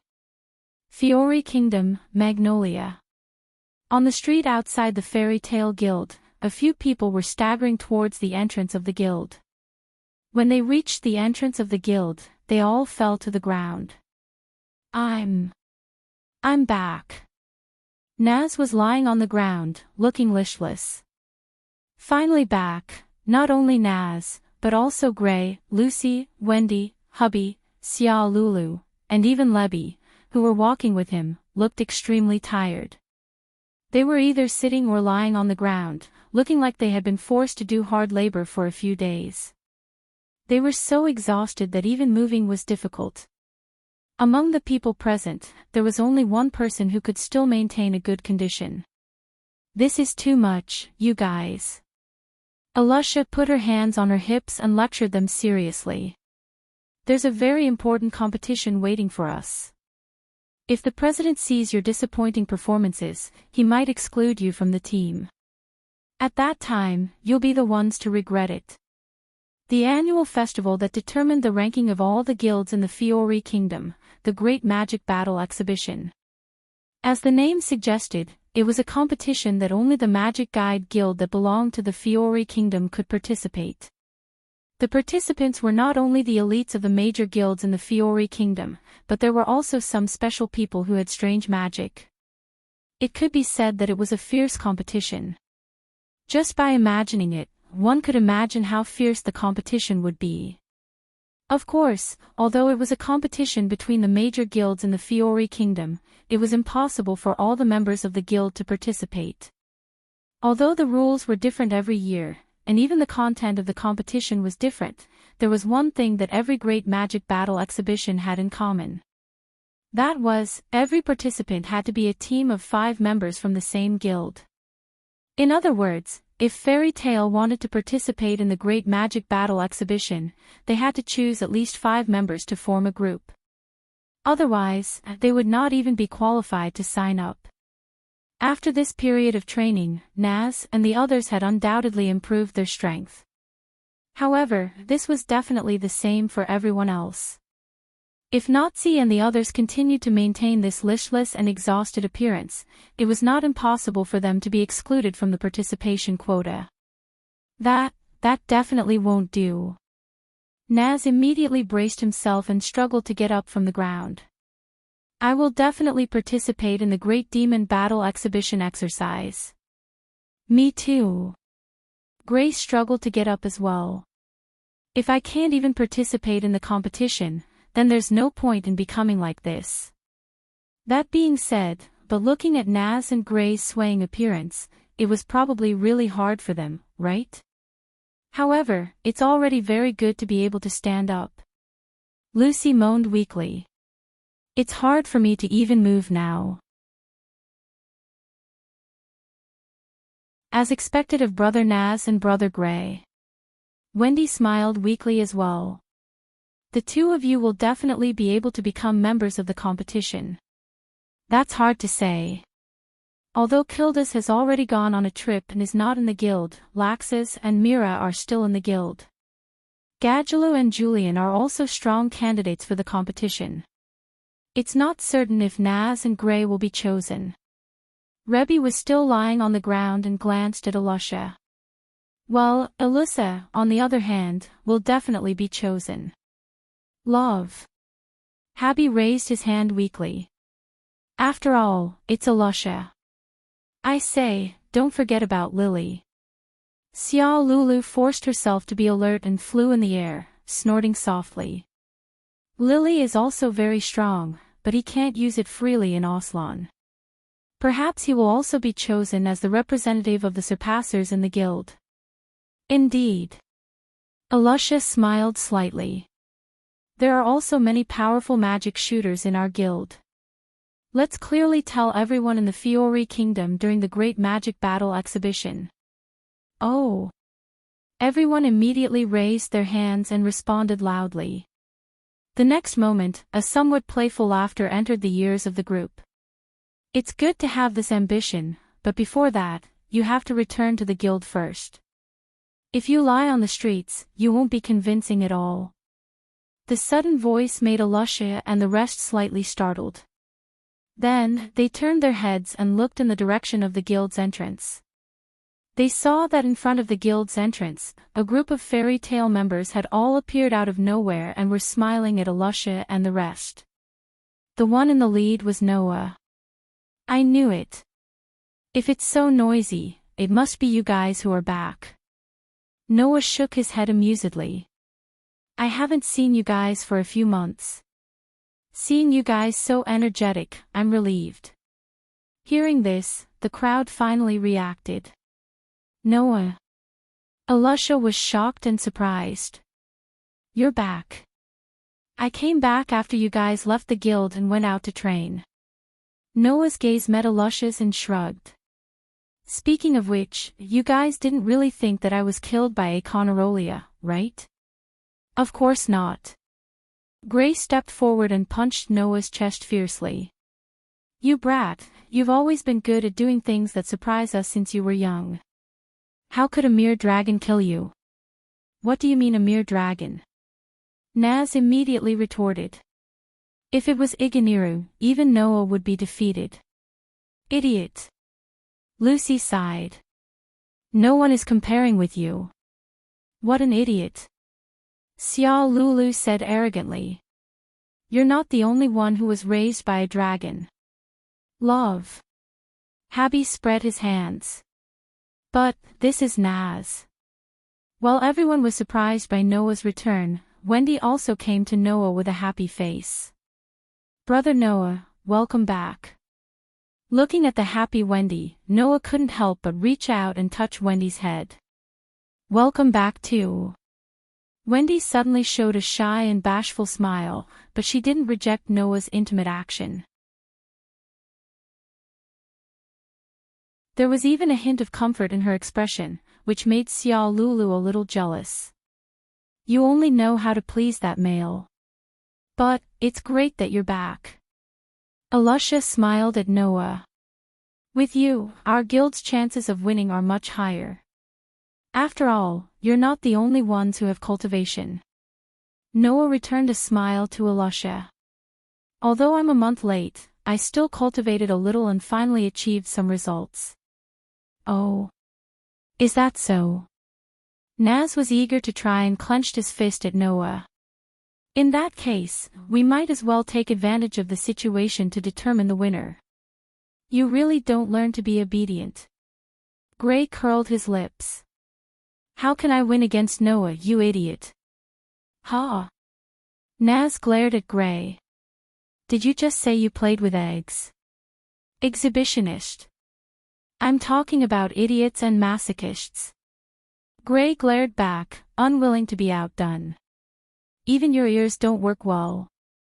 Just don't participate in the Great Demonic Battle exhibition and go home to play with eggs. You really said you played with eggs, you bastard. Naz, who are you calling a bastard? You idiot. Gray, shut up. Stop arguing. Alusha, love. Gray and Naz, there they are. Lucy complained habitually. Hubby 2 and Hubby 3, really? Xiao Lulu turned her head away. They're all idiots. Seeing this noisy scene, Noah laughed. The members of Fairy Tale also laughed. All right, let's all go in, Mira said gently. The president is ready to announce the list of contestants. You've all come back at the right time.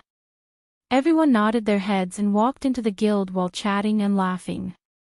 In the Fairy Tale, Makarov was standing on the stage where he usually performed and made important announcements. He looked down at the audience. Very good, everyone is here.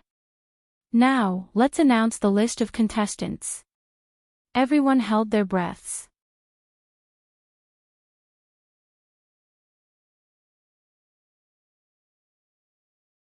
Chapter 1644.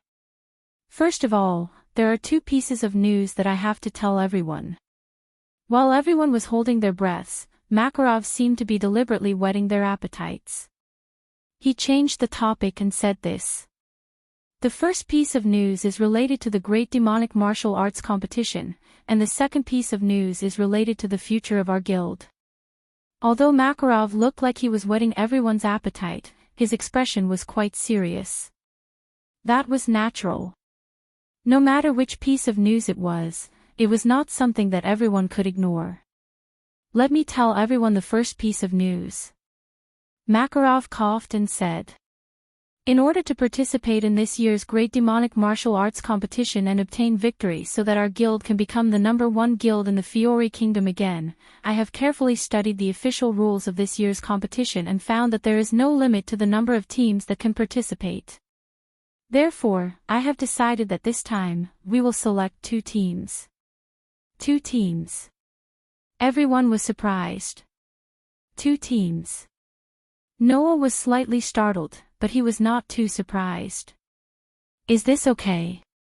Guildmaster. Alusha raised her hand and asked.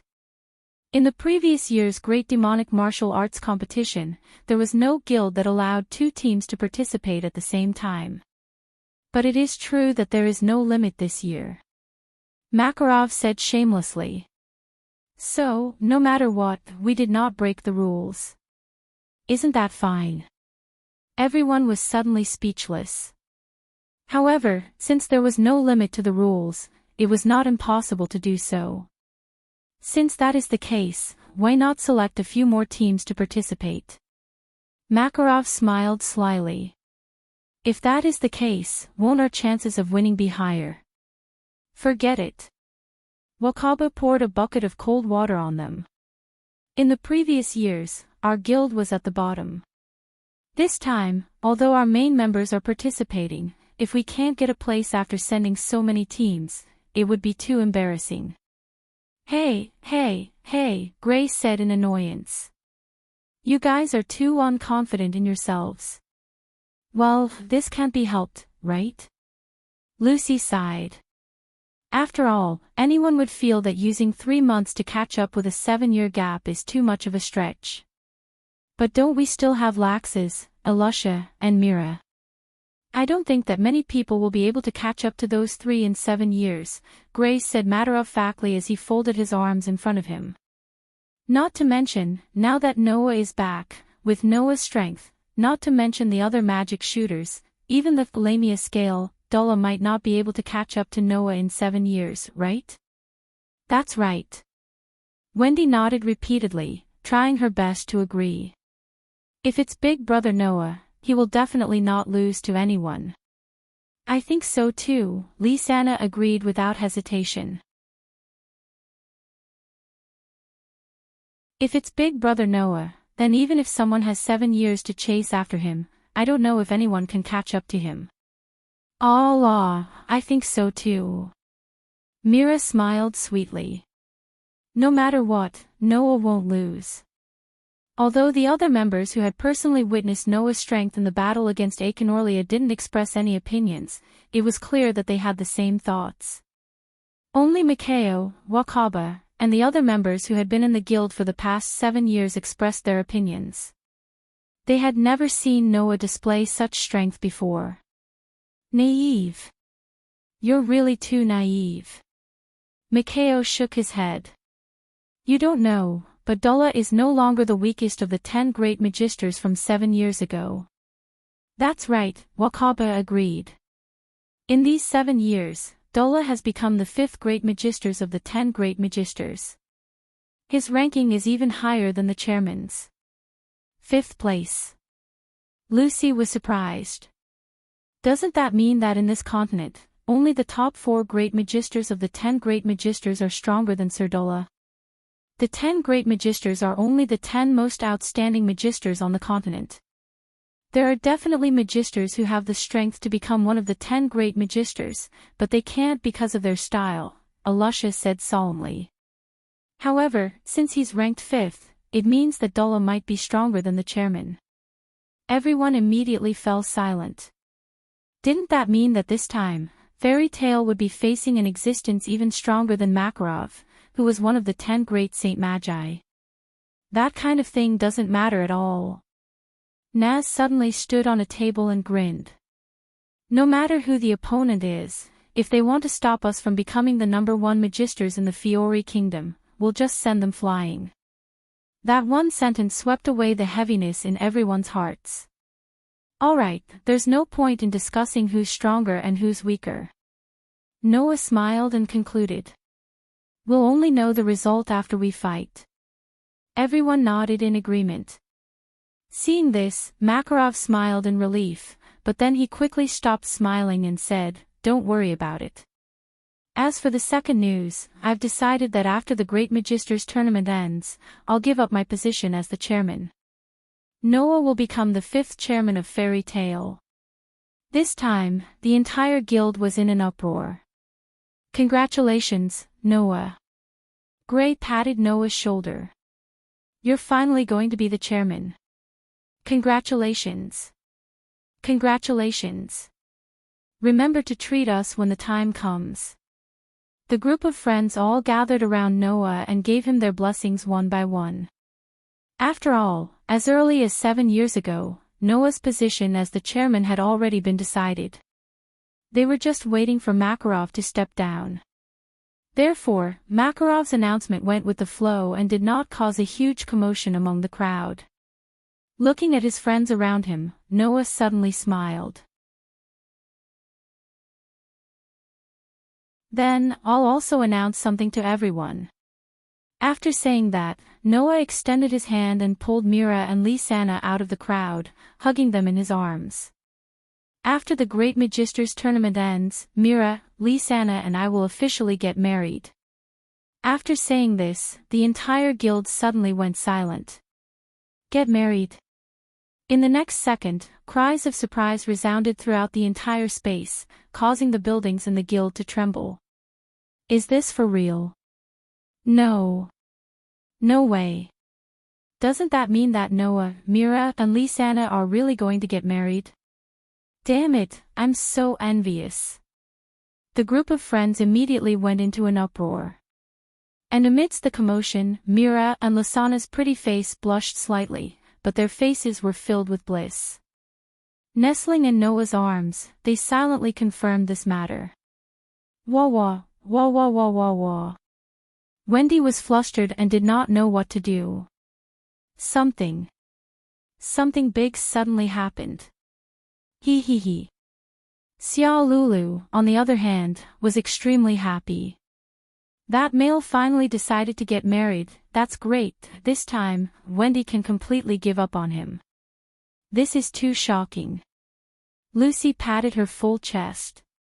But, thinking about it carefully, the three of them were already engaged 7 years ago, it's natural for them to get married now, right? Get married. Get married. Alusha's face was stiff, and no one knew what she was thinking. Her face turned red and even emitted smoke, as if she had crashed. I'm not mentally prepared yet, that's not right. Gray ridiculed. You're not the one getting married, Alusha, why are you mentally prepared? Get married. A question mark appeared above Naz's head, and then he said this sentence without thinking.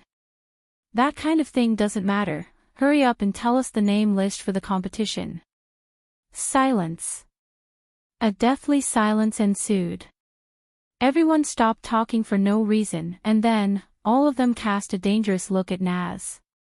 Naz couldn't help but take a step back, his whole body trembled, and his face was filled with horror. You. What are you doing? Stinky Flame, you said something that you shouldn't have said. Gray's smile was unprecedentedly bright, and then his expression changed. Beat him up for me. Everyone present rushed towards Naz without any hesitation. Thus, Naz's screams rang out along with the crackling sounds of explosive strikes.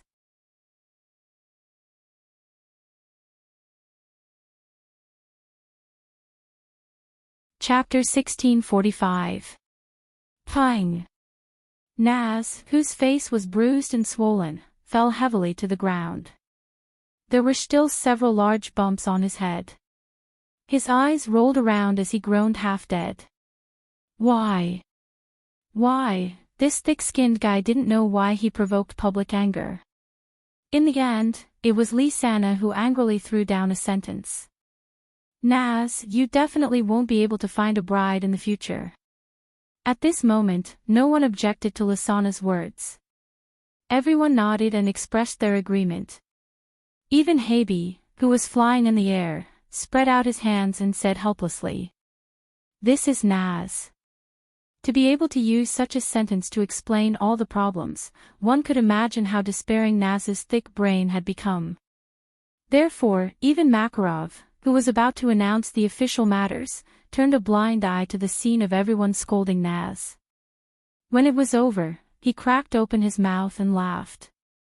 This way, if we win the Great Demon Battle Exhibition and become the #1 guild in the Fiori Kingdom, then it will be 3 consecutive good things. The first good thing was that Noah became the leader of Fairy Tale. The second good thing was that Noah, Mira, and Lysana officially got married. The third good thing was that Fairy Tale became the #1 guild in the Fiori Kingdom. If this wasn't the 3 blessings, then what was? What a pity. Makarov shook his head regretfully. If I could have a great-grandson, then it would be even more perfect. His words caused Mira and Lysana's faces to turn red. Everyone else also looked at Noah with ridicule in their eyes. Noah's face was full of awkwardness as he quickly changed the topic. So, grandfather, have the members of the 2 teams been decided? That's right. Makarov nodded and began to announce. Then, let's first announce the members of Fairy Tale A team. Makarov extended a hand and pointed to the side. Suddenly, a projection screen flashed next to Makarov. On the screen, the names of 5 people were displayed. Naz Dolagner, Gray Forrestal, Alusha Shukolito, Lucy Hatfilia, Wendy Mabel. The 5 above are the members of Fairy Tale A team. Makarov said. In addition, each team can have a substitute member. That's not urgent, we'll decide who's going to play next. Hearing Makarov's words and looking at the names displayed on the screen, everyone began to talk. That's great. Naz immediately jumped up and revived with full health.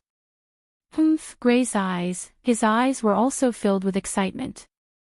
In the end, Fairy Tale A team is our usual team.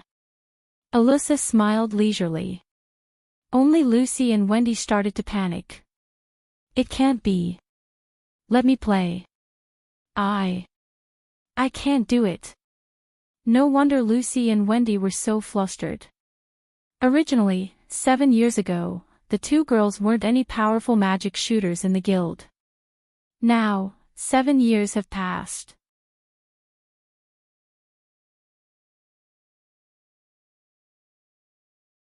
Not to mention himself, whether it was Laxus, Mira, Gadgeru, or Julian, they were all first-class powerhouses in Fairy Tale. Coupled with the members of Fairy Tale, the entire Fairy Tale strongest group of magic shooters were all listed. With such a lineup, there was no reason why they couldn't stand out in the Great Demonic Combat Arts exhibition. The group of companions was also discussing. Whether it's the A team or B team, they're all quite strong. With such a lineup, they're probably the strongest in our guild, right? However, isn't it better to let two of the Raytheons replace Lucy and Wendy's positions? There's also Elfman and Kana. If they join the team, they should have a better chance of winning, right? From the perspective of teamwork, it's better to have Lucy and Wendy in the A team. After all, they're originally a team.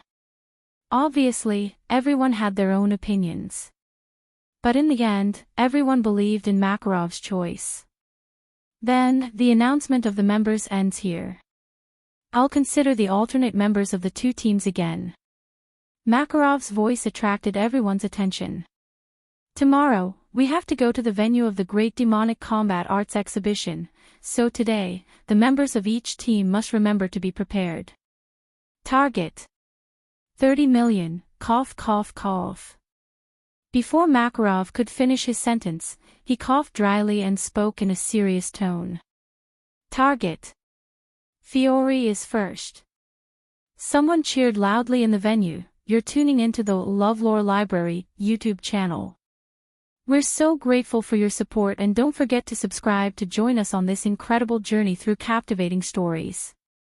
Your generosity through donations truly makes a world of difference, as it's the primary source of revenue that allows me to expand and enhance this channel for you. Thank you from the bottom of my heart for being a part of this adventure.